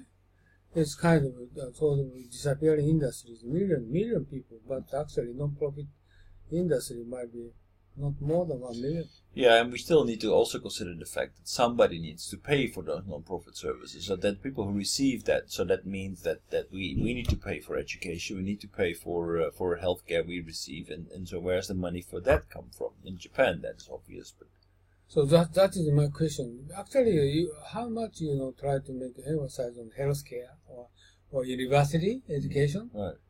It's just a little bit. So I don't understand what she means. Right? Okay, move. To create a better tomorrow, we also need to look at rehabilitating our psychology. Yeah, I'm in agreement with you. And I have to say, our academic disciplines, they're going to step on more toes. The academic disciplines in our school systems are so moribund. It's dysfunctional. We have an internet generation that lives one way of life in terms of their mind outside the classroom and another inside the classroom. In the classroom, for example, when we think about education, the first thing we realize is the classroom looks a little bit like a factory. These big, giant institutions. And the kid comes in there in first grade, a little boy or girl, and they immediately realize there's a central authority, the teacher. They have to be silent. If they share knowledge with each other, it's called cheating, and they're expelled. And they learn that their mission is to be efficient, but only in the sense of being able to have the skills they need to follow orders and tend the machinery of the Industrial Revolution. Yet, an internet generation out of school, you're all sharing knowledge. The whole point of the internet is to share your talents and skills, open source, no intellectual property, and begin to crowdsource the knowledge of the world together. That is so different than what you're getting in school. So let me say one thing about this. You know what we're doing in northern industrial France? All 7 universities have come together in 200 high schools, and the universities are led by Catholic University of Lille. Here's what they've done. All faculty now teach interdisciplinary so that you learn various perspectives, and there's more than one way to look at things, and you have to share a common language. No silos. Secondly, all the students now are put into modules in teams, and they work with their teams, and the students have to teach each other. The teacher becomes a facilitator and a guide, but the students have to teach each other, and if they share knowledge, it's good. It's not cheating. Then they learn that knowledge is not power and something one possesses at the expense of the other. Knowledge is the shared experience you have as a social being. And the learning now is clinical. What's the good of learning if theory isn't brought together with practice? So their learning is clinical. They've taken service learning, which you all did here, and they've elevated to pedagogy. So whatever you're learning, you have to apply it with your fellow citizens in the neighborhoods where these universities are. How do you like that? Catholic University of Lille. That's the revolution. I believe in the Darwinian theory of humanity being more Darwinian than utopian. What would you do about basically corruption and fraud. Let me be very clear. I am an anti-utopian. If you read my books, I don't believe in utopias. I don't like utopias. I think utopias are dangerous. Our human spirit, the empathic spirit, is designed to show compassion to our frailties, our precarious existence. An empathic world is never a utopian world. Utopias are worlds that are perfect. There's no mortality. There's no pain. There's no suffering. And every moment is perfect. There's no such world. I look through history and it sees that the most civilized societies are the ones that can move empathy to larger reigns. And there's a history of that, of empathy. So I like an empathic world where we understand each other's frailties. We show compassion with each other's desires to flourish. We reach out to each other, and we do this every day. And when someone that we know is in joy or pain or suffering, we do this with our fellow creatures that are in trouble. It's the empathy that runs day-to-day life, not utopias. And I think George Frederick Hegel got it right. He wrote a little passage that I read 40 years ago. He said, happiness are the blank pages of history because they are the periods of harmony. I thought, what does that mean? Over and over, I kept thinking of it. Well, he's right. Because when you read historians and you read their view of history, you think we're pretty pathological creatures. Because historians always chronicle the mayhem, the genocides, the wars, the redress of social grievances, because those moments are extraordinary, not ordinary. They imprint a stamp on us. They move us to fright and flight because they're so extraordinary, they're remembered for generations. But when you then chronicle all of history as if it's a series of these very, very dysfunctional episodes in life, you get a pretty dire picture of the human race, correct? Happiness are the blank periods of history where most of us, as we evolve our empathic concern to larger social units, our day-to-day life is reaching out to each other in some ways to help, to show our concern, to provide our compassion. It's not the few. We do this as the multitudes. I'll give you an example. Cooperatives. You never hear about cooperatives in business school. There are banking cooperatives and housing cooperatives and agricultural cooperatives and construction cooperatives. In some countries, they're the largest banks. They're the social housing. It's never mentioned in business school because it's a different form. It's people coming together and sharing their destiny. This is a true sharing economy, cooperatives, and that's why they're the engine, the vehicle for the new sharing economy, but they're never mentioned. Societies that are able to nurture the empathic sensitivities that are in our neural circuitry are the ones that don't have to worry as much about the secondary drives, which are brutality and corruption and all the bad things that go with it. So I have a little bit better picture in my mind of the evolution of the human race. What I'm suggesting is the next stage is biosphere consciousness. As we begin to see climate change impacting our entire community, and there's nowhere to escape, we begin to realize we're part of that community. And so we're getting a younger generation that's beginning to empathize with our fellow human beings and our fellow creatures in one biosphere. This is a hopeful narrative of the human race with all the dark periods in between. So I hope you leave with that message. At least I believe that the history of the human race is to overcome and to transcend ourselves and to empathize in larger social units until we see ourselves as part of one life force on the planet. I'm Tony. Well, that's basically very eloquently put. What he's saying is that this is not a utopian picture. This is not an ideal world. This is actually what we already see on a day-to-day basis. It's just not the things that reaches the news, but what we are experiencing on a day-to-day basis is actually what is normal. What we are led to believe is what's driving the world is what's abnormal, what's in the newspapers, what's in the history books, the wars, the anomalies.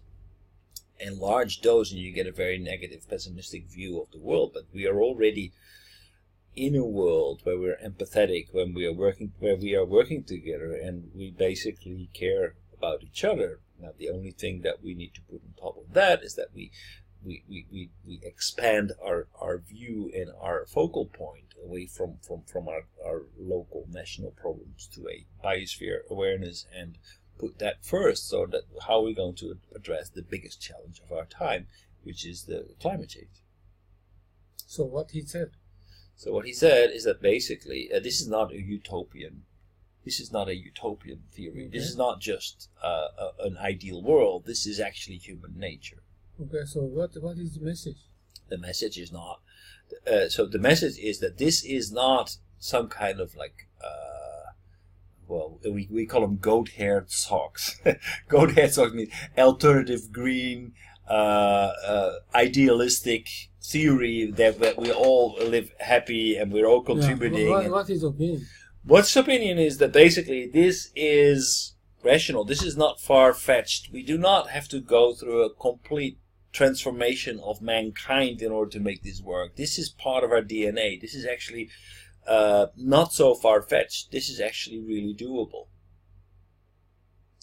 Do you mean patient? No, the transformation to the third industrial revolution. To change the society. The fact that we are going from vertically organized. What he's thinking about future goal for our people. He's thinking that we are actually going to address the challenges that we are facing today, like the biosphere awareness, the global warming, by introducing the third industrial revolution, by creating a platform, by going to an economy with zero marginal cost, going through a transformation where we are focusing on producing goods by actually creating experiences, by going from a vertically organized world, by a geopolitical world, to a world that is more horizontally organized, networked, efficient, where we are focusing more less on materialism and more on enhancing. Yeah, it looks like Westerners thinking tactical approach, not strategic way. Oh, this is I have not seen anything as strategic as this.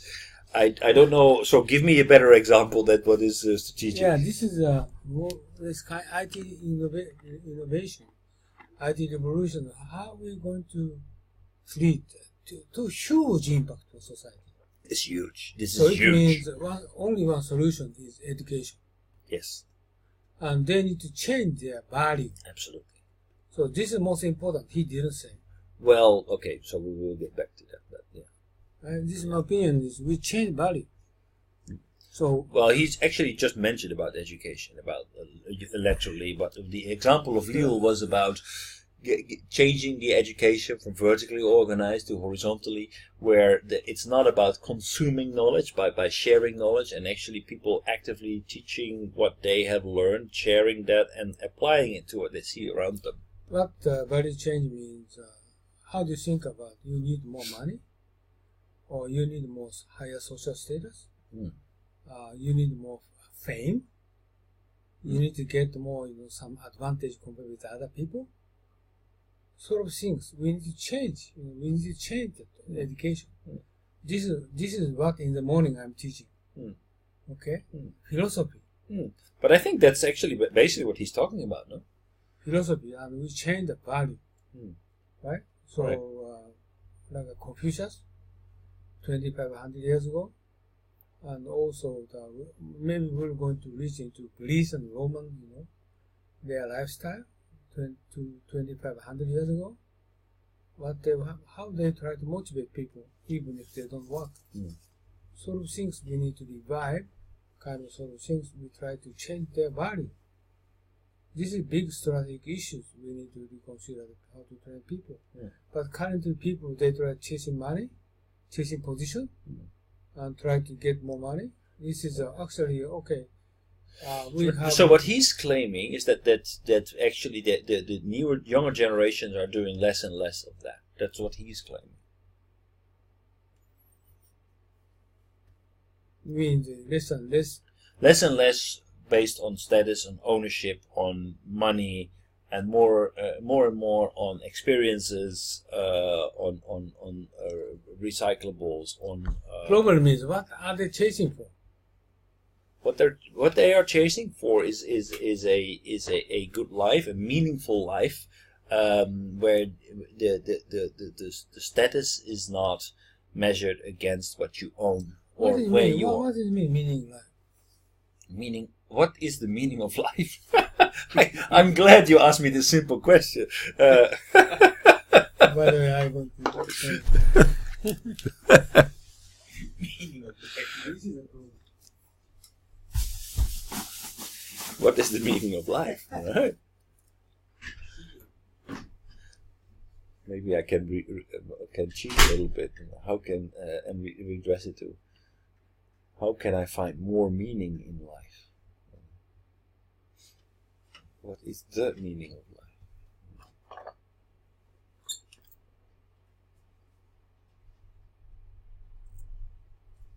Can you help me? The meaning of life.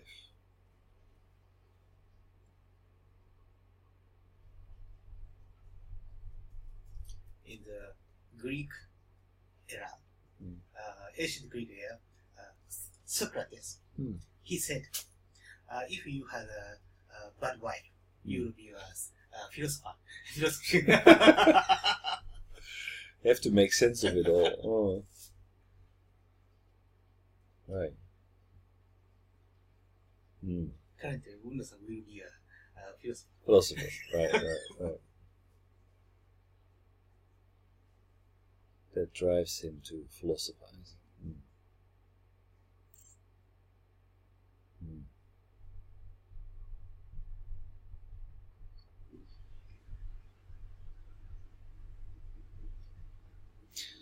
So. Today, Uno-san is very energized. Right. Because short sleep. So, like a power nap. Power nap. Did you already go back to Malaysia, or is it not going to happen? Tomorrow. Tomorrow night I will go to Malaysia. Oh, hold on. And next Saturday I will be done. Okay. The next Very short stay. Next Saturday I couldn't join the Uno school.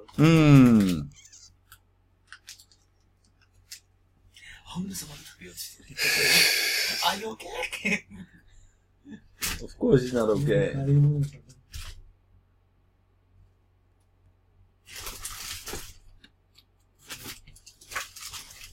Oh, this is all so bad, Una-san. Easy consume to eat. That is not good for your health.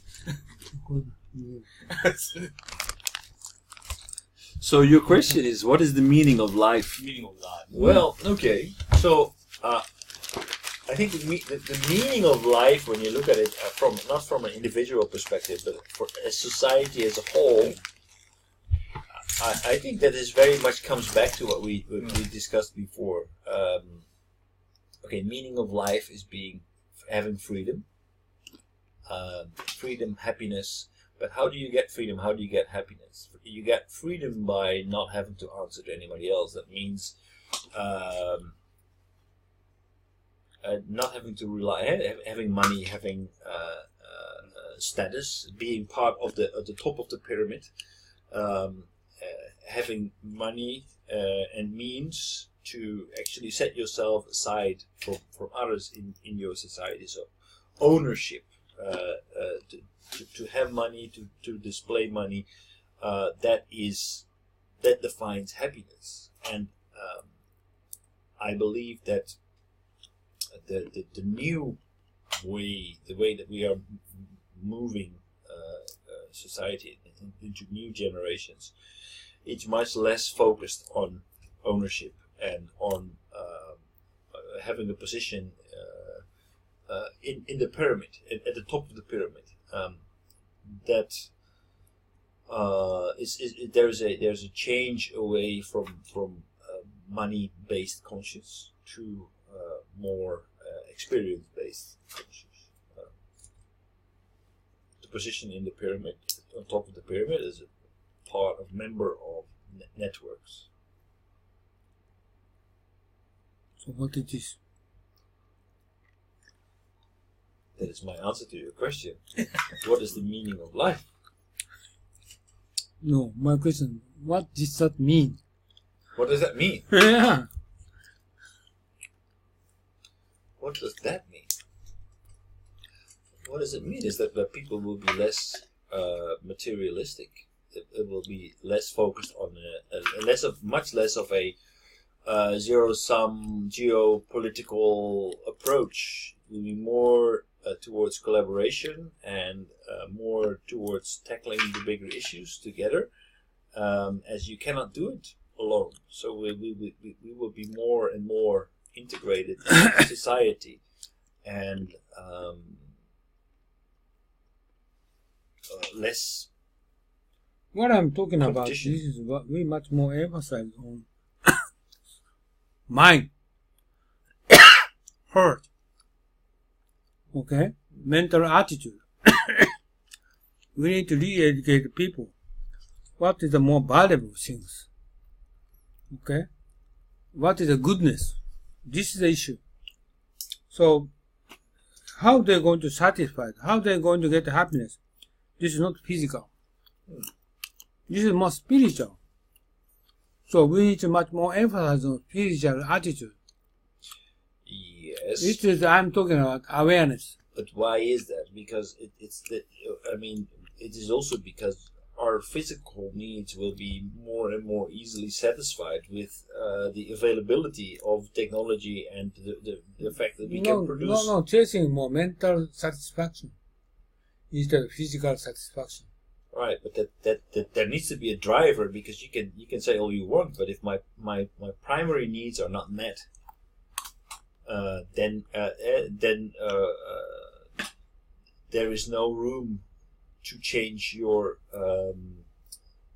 physical state. So this is driven by the fact that we are actually growing our economy, and there is less and less need to worry about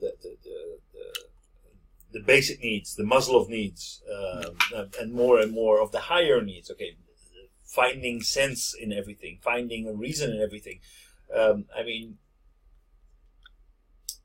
Yeah, to change their attitude, more focus on a higher level, we need to give them education, right?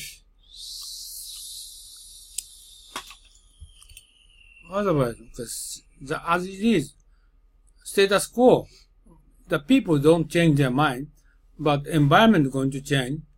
It's called problem. So, but then the question is this all driven by education, or are these changes that we are seeing, the changes that we see in the technology, the change that we see, for example, in the internet? The internet is a huge enabler of leveling the playing field, of having a global reach with very little additional cost. That creates an awareness of being networked. That's created an awareness of having access, of actually being without boundaries. That creates a question about, okay, is this really about geopolitics, or is this more? Are there bigger challenges that transcend borders? Do I really belong to a nation, or am I a member of a global network? These drive the changes in our younger society. That's not through explicit education, but implicit through the way the world is changing around us. IT technology will going to advance, change the world. Right. But also concurrently, we need to teach people they themselves, their mindset need to be transformed. But isn't the way that the world's going to change? Okay, world is going not to drive the mindset of the people? Automobile industry disappeared, and supermarket disappeared, and more convenient lifestyle, and government will take care of you. At that time, also they need to be educated or transformed themselves, their mindset, their thinking way the same as it is. It's called problem. Also, they should be changed. This is more important. Most important thing is forgotten. But what? Okay, so do we agree that the younger generation has a different perspective on life than the older generation? This is they try to catching up with current advanced technology or changing the world. Yes, it is, but this is the right direction or not? This is skeptical. I think it's the right direction. I think that the younger generation sees that our challenges are different from the challenges that we had in the past. Those challenges actually shape the way that we are thinking. Now we are surrounded with new technology, and that is driving the way that we are thinking. So I'm not saying it's not true, but I wonder what drives this change in mentality. I think it's not education explicitly, but it's implicit in the way that we see the world, because the way that we're experiencing it.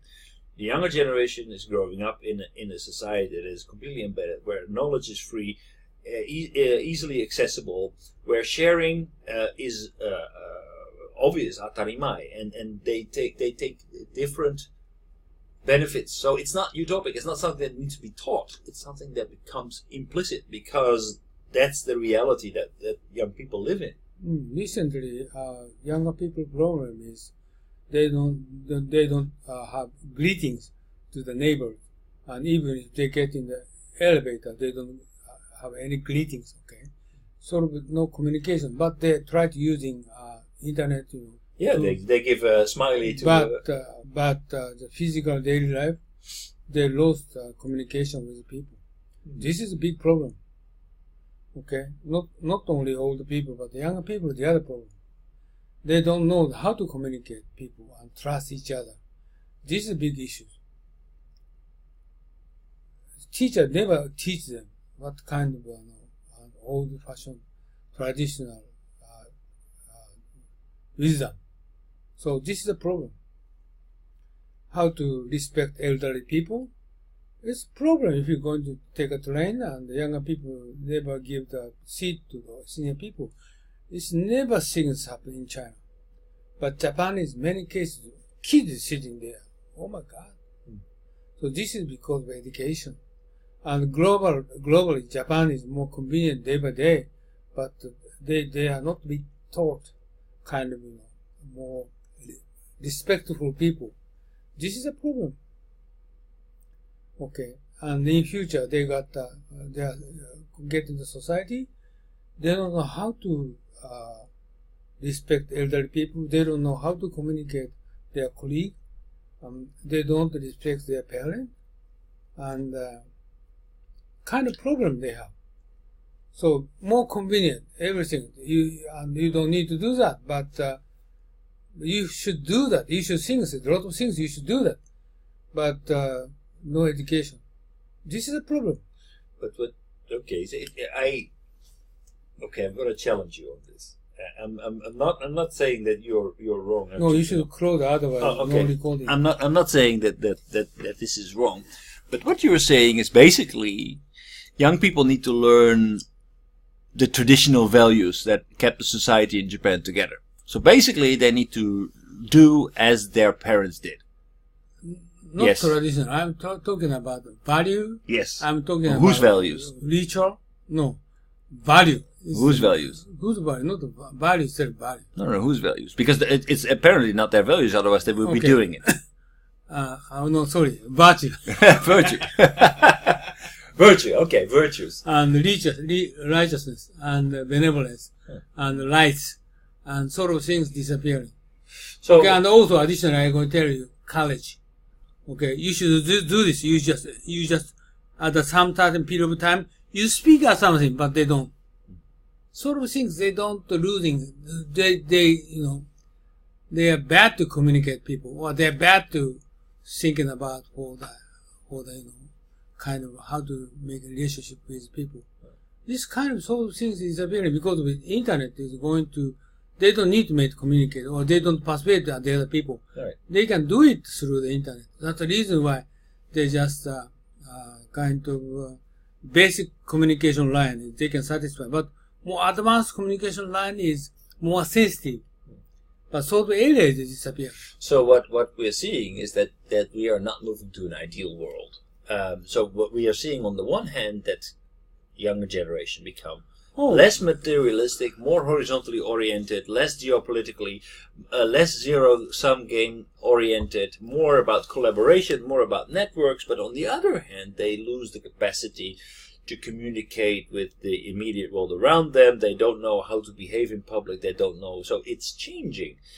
It's changing because the environment around them is changing. That drives it. There is, you can say, okay, it's bad what's happening because we lose the virtue. On the other hand, the virtues are the younger generation. They are part of a different world. they grow up and respond accordingly, and that leads to some positive changes and that leads to some negative changes. Now it's a pity, and we can say, yeah, sure, we need to make sure that we don't lose the old virtues. But I mean, on the other hand, they're also doing a pretty good job in introducing new virtues that are actually better than their parents. Okay, just one thing I will tell you. But recently, we can send email, we can send message through the line, or we can deliver kind of sort of things through Facebook. They can satisfy that what they want. But beforehand, we don't have such a thing beforehand. For to attain that objective, we can send email 20 years ago. In this case, we need to meet with your boss, your colleague, Right. your wife. Right. You need to give message for them, right? Directly. Otherwise, you cannot send message for them. Yeah. But currently, they don't need to do that. So this is a cause problem. What's the cause problem is people more independent. Like she is trying to talk about his boss. She never listened to them. Okay, she just sent a message and lost communication. That caused a lot of problem in this world. My son, okay, one is my son, okay. She is going to school. His school girlmate, okay, like him, but he cannot speak out. He like her, he love her. So no proceed, okay. This is different from before. So very, very hard to communicate. So in the society, very hard to communicate people. It's going to do well. Better society. They try to create better communication. They lost. So this is a big problem in the company, in the family, everywhere. So this is a current IT problem. So if you IT advance, okay, we are going to more advanced, then also we need to give them additional education. We try to keep not value, virtue, and try to keep them what is benevolence means, and ritual, and sort of courage. Courage means encourage to communicate people, and sort of things we need to more emphasize on those people. And furthermore, we need to more sort of things, lifestyle going to more. You should have more sort of dream. You should have more, not money, not fame, not like that, but you need to concern about what is the most important issue you should have. Sort of things we try to re-educate those people. Otherwise, people will going to get more worse and worse. This is what I'm talking about. But currently, okay, just government, every organization is as it is. IT revolution. Go ahead, okay. Just we don't need money. Okay, we don't need an automobile. You don't need people to buy something else. But more than that, we also need to consider for world is changing. So world is changing. So you yourself need to change, or you yourself need to catch up with current world. So this sort of thing is missing. It's my observation. How do you think? Well, I think actually the world is changing and the people are changing with it. But with that, they are losing certain skills, certain virtues, certain values, certain traditions that have changed. I mean, now if people want to reach out, I mean, I think a young person who is very... You said catch up, but my observation is they are actually losing. Yeah, losing. Losing how to communicate. But they're exchanging their skills, because how do you reach people? It used to be that you have a big mouth on the playground, that you're funny and you can become a magnetic personality and thereby find followers. But this is changing, because now on YouTube, I'll give you one example. Vloggers. I'll give you one example for business. And our people send email to his boss and reporting what he said, what he did, okay, every day, once a week. Right. And whenever he come to see him, he believe his report will be fully read, understand by his boss. Right. But his boss never speak out the truth. He can communicate with him. Okay, I'll send message. But Suddenly, your boss will go to tell you, you are fired. He doesn't know why, because this is lost communication. Before, never things happen. He communicate, and every time whenever he come to see him, and he talk, and he drink, and he speak, and whatever, each other try to open their mind. But recently, less and less kind of person touch, personal communication. This is true. This is a serious problem. Okay, and for example, senior couple, and man believes she did life with her for 40 years. I believe her. She will follow him. Okay, but she suddenly, after he retired, she is going to tell him she wants to divorce because just no communication. And he believes she's following at the end of his life. No kidding. Her mind, he dislike him already. But she never speak out this kind of sorrow. She's her mind for him because of kind of IT technology advance. Daily life is like without communication, things going on. Sort of things are prevailing in the society. This is a problem. And parent, son, and wife, and husband, and boss, and followers is sort of everywhere is prevailing. That you can send email, you can send something, doing that automatically. This going to happen. Looks like everybody satisfied. They believe they did the communication with them. No kidding. This is a problem. This is a social problem. What I believe. So what we try to do is, it's not easy to revive formal communication style way. It's not easy. You try to do communication. No, you don't. He believes. No, I don't need to.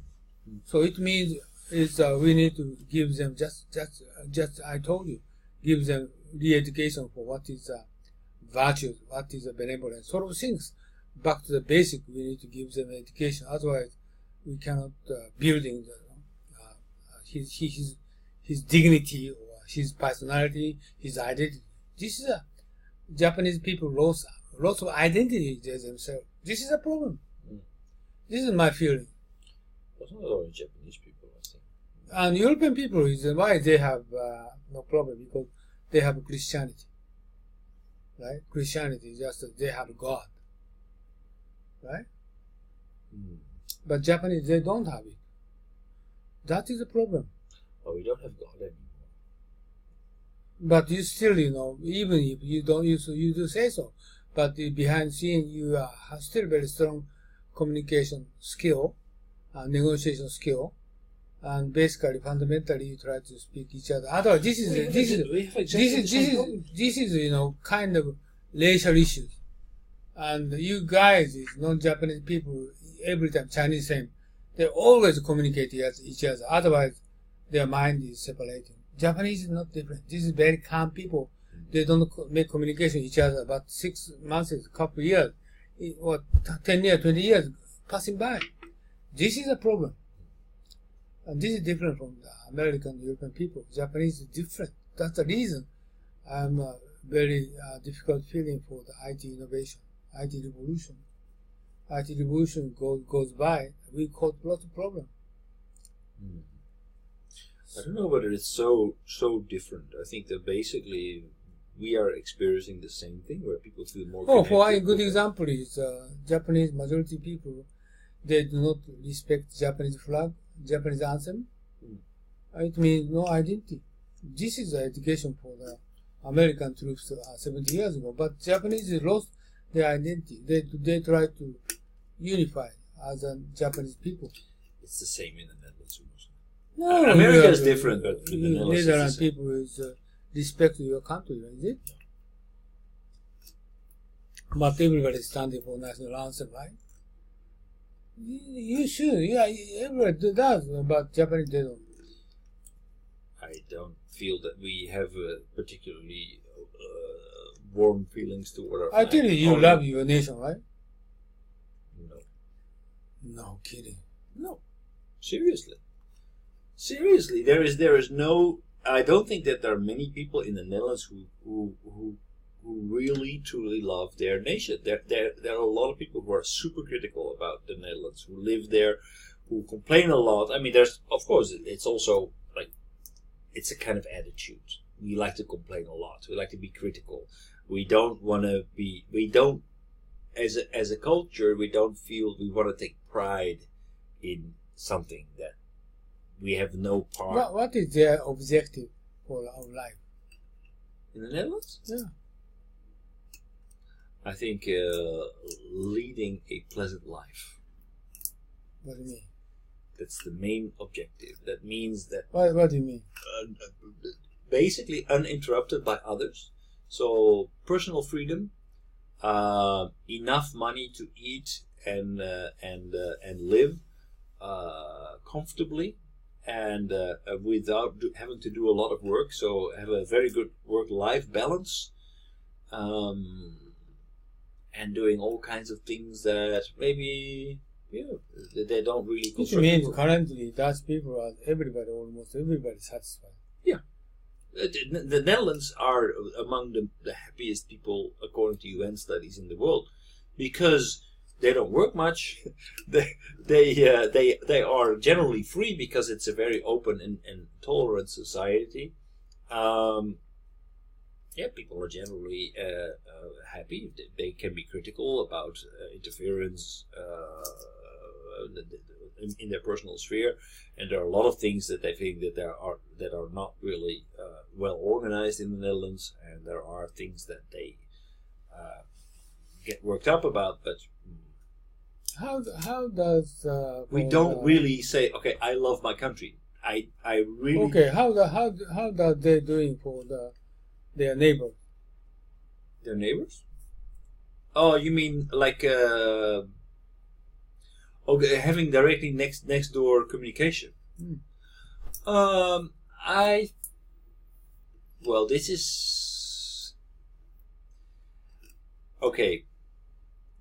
I would say from my personal experience, but I'm not from Amsterdam. I'm from a smaller city in Utrecht, and it, like my wife would sometimes when we were living in Utrecht, she would say, "Yeah, oh, is that a friend of yours?" No, why? I mean, I just met this person for the first time, so it's very easy for us to start a conversation, or even as if you are old friends. It's not difficult. That's part of our nature, our culture. So it's very easy to start a conversation, just have a chit chat. But that doesn't mean that we're friends. Doesn't mean that we. Are you living in condominium now? I live, yeah. This case, some other person get together, elevator. Are they each other greeting? I always greet, so I never wait for other people. How about to the other Japanese people? I don't know. Well, it's not that big. It's not that big of a. It's a small apartment complex. But even small apartment, but they are greeting for you. Yeah, if I see them. Yeah. Japanese, they don't do that. Not many. Well, I force them because I always greet them first. Part of them say, so this is a problem. This is a problem. Okay. So I'm not going to wait for other people Dutch to people greet. Dutch. Yeah. Well, if you go to the countryside. Okay, I tell you, one country in South America. I've been there before. Puerto Rico, or some the other Caribbean people. Right. Even if they don't know each other, but they greetings. Right. So if you go, okay, what I'm trying. No IT technology. Okay, nothing else. That country, they try to confirm each other. Right, of course. So but, this is exactly where I grew up in the Netherlands, in the countryside. The village that I grew up in, they had about 3,000 people. Right. So if you meet somebody on the street, whether it's an elderly people or whether it's an elderly person or a young person in your classroom, you always greet, "Moi, moi." It's atarimai. That's what you do. You're part of that small community. Now, if you move to the big city, not everybody says. This is what I'm throw the ball for the current era of advanced IT technology. Advanced country is not like that. This is the problem. And it looks like communication is much more better than before. It means much more worth the true communication. This is what I'm talking about. That's a problem currently in the world. Especially for Japanese people, it's more isolated, more than before. But we're communicating differently. I tell you, mental satisfaction. So, So my question is, what is your goal? What are their goal? What they should going to attain their goal? Like you said, Dutch is satisfied almost everybody, but Japanese no, they don't. You are more selfish. But this is not good. Maybe they are satisfied, but this is not good for our country. So I think actually there is a place in society for everybody in the Netherlands, whether you're old or young. Every individual has a place in society. It doesn't really matter.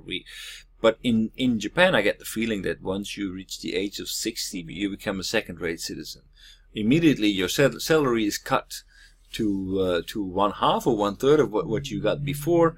Your only job you can get is a taxi driver or arranging traffic when somebody puts a lid of in This the is street. Japanese bad custom. But This is like, and those people, they become very, I can really understand that you become some kind of second-rate citizen. The only thing is that Exactly. everybody's waiting for you to die. Exactly. Do you know America, the university professor?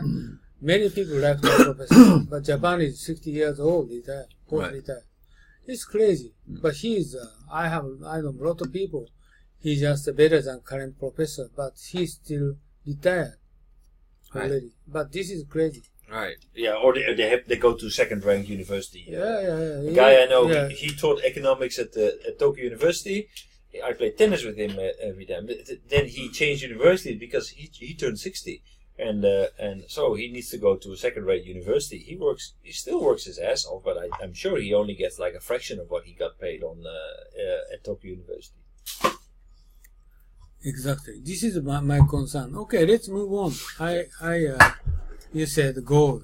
I don't agree with it. So you try to separate disposing. Right. Oh, good Dutch person. No, he is just only to take peel out. So actually, no.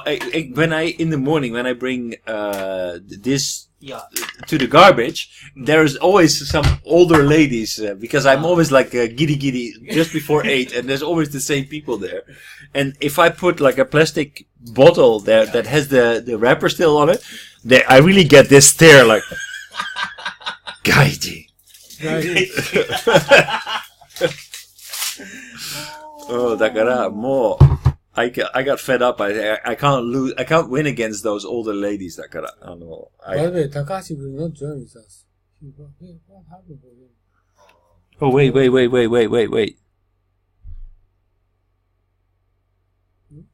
No.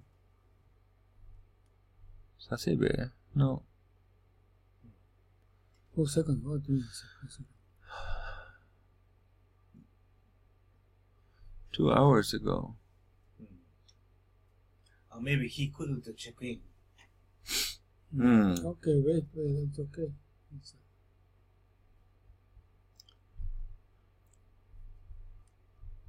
All right.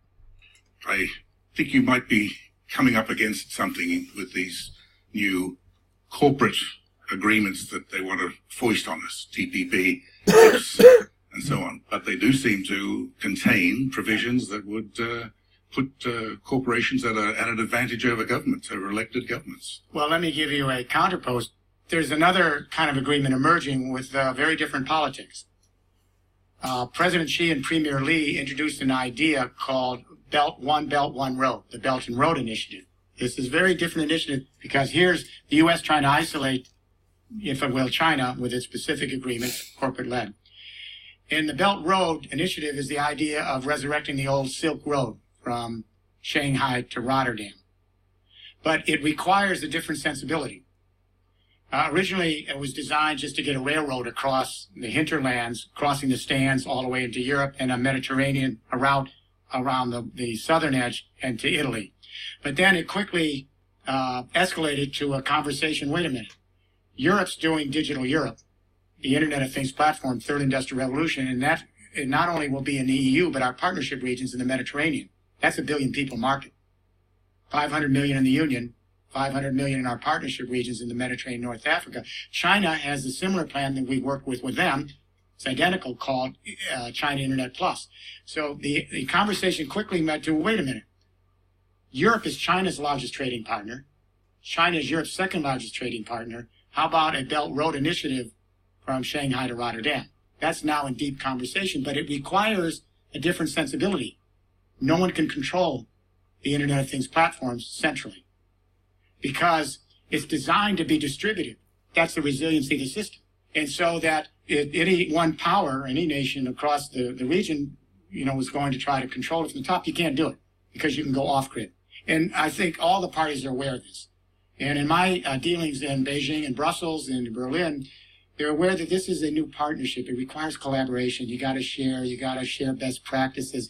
You got to share the science and technology. You got to get over the suspicion. Everyone benefits in the network. It's not geopolitics. It isn't we control, we close, and then we overpower you. It doesn't work in an Internet of Things world.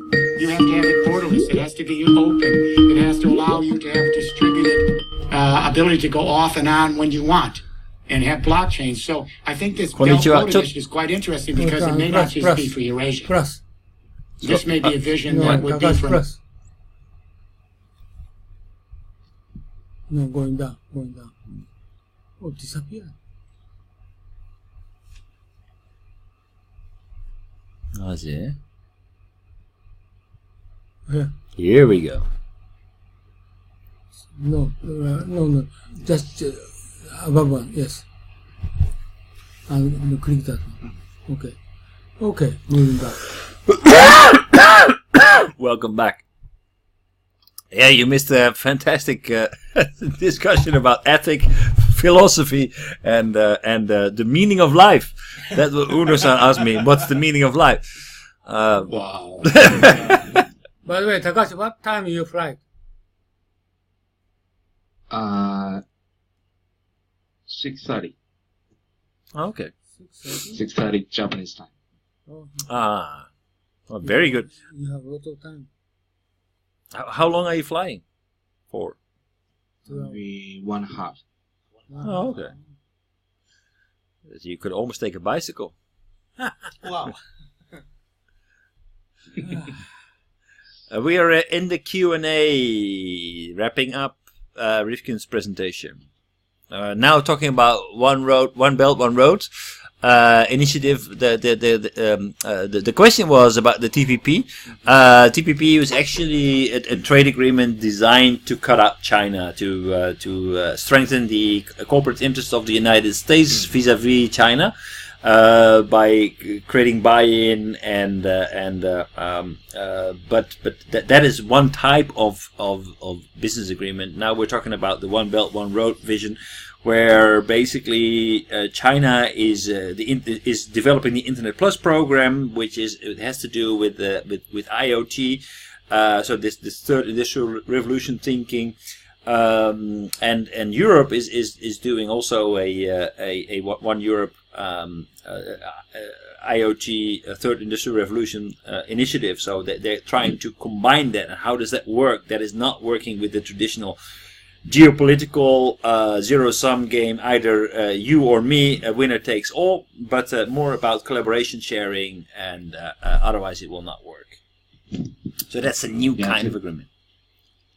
I think in this the situation where the TPP are potentially against the One Belt, One Road, or One Belt, One Road against TPP, but the Europe in this situation could be more flexible. Yes. So they don't have to be against either or. And agreements. Exactly. Europe has already shown that. Like, I think England was the first one to sign up with what was it? AIB? No, what was it? The Asian Development? No, not Asian Development Bank, but the AIB. AIB, yeah. So they take the pragmatic approach where the US actually more or less insisted on you're either with us or you're against us. By the way, just a moment. Take a rest. Couple minutes. because just close and record again. Oh, okay. Otherwise, too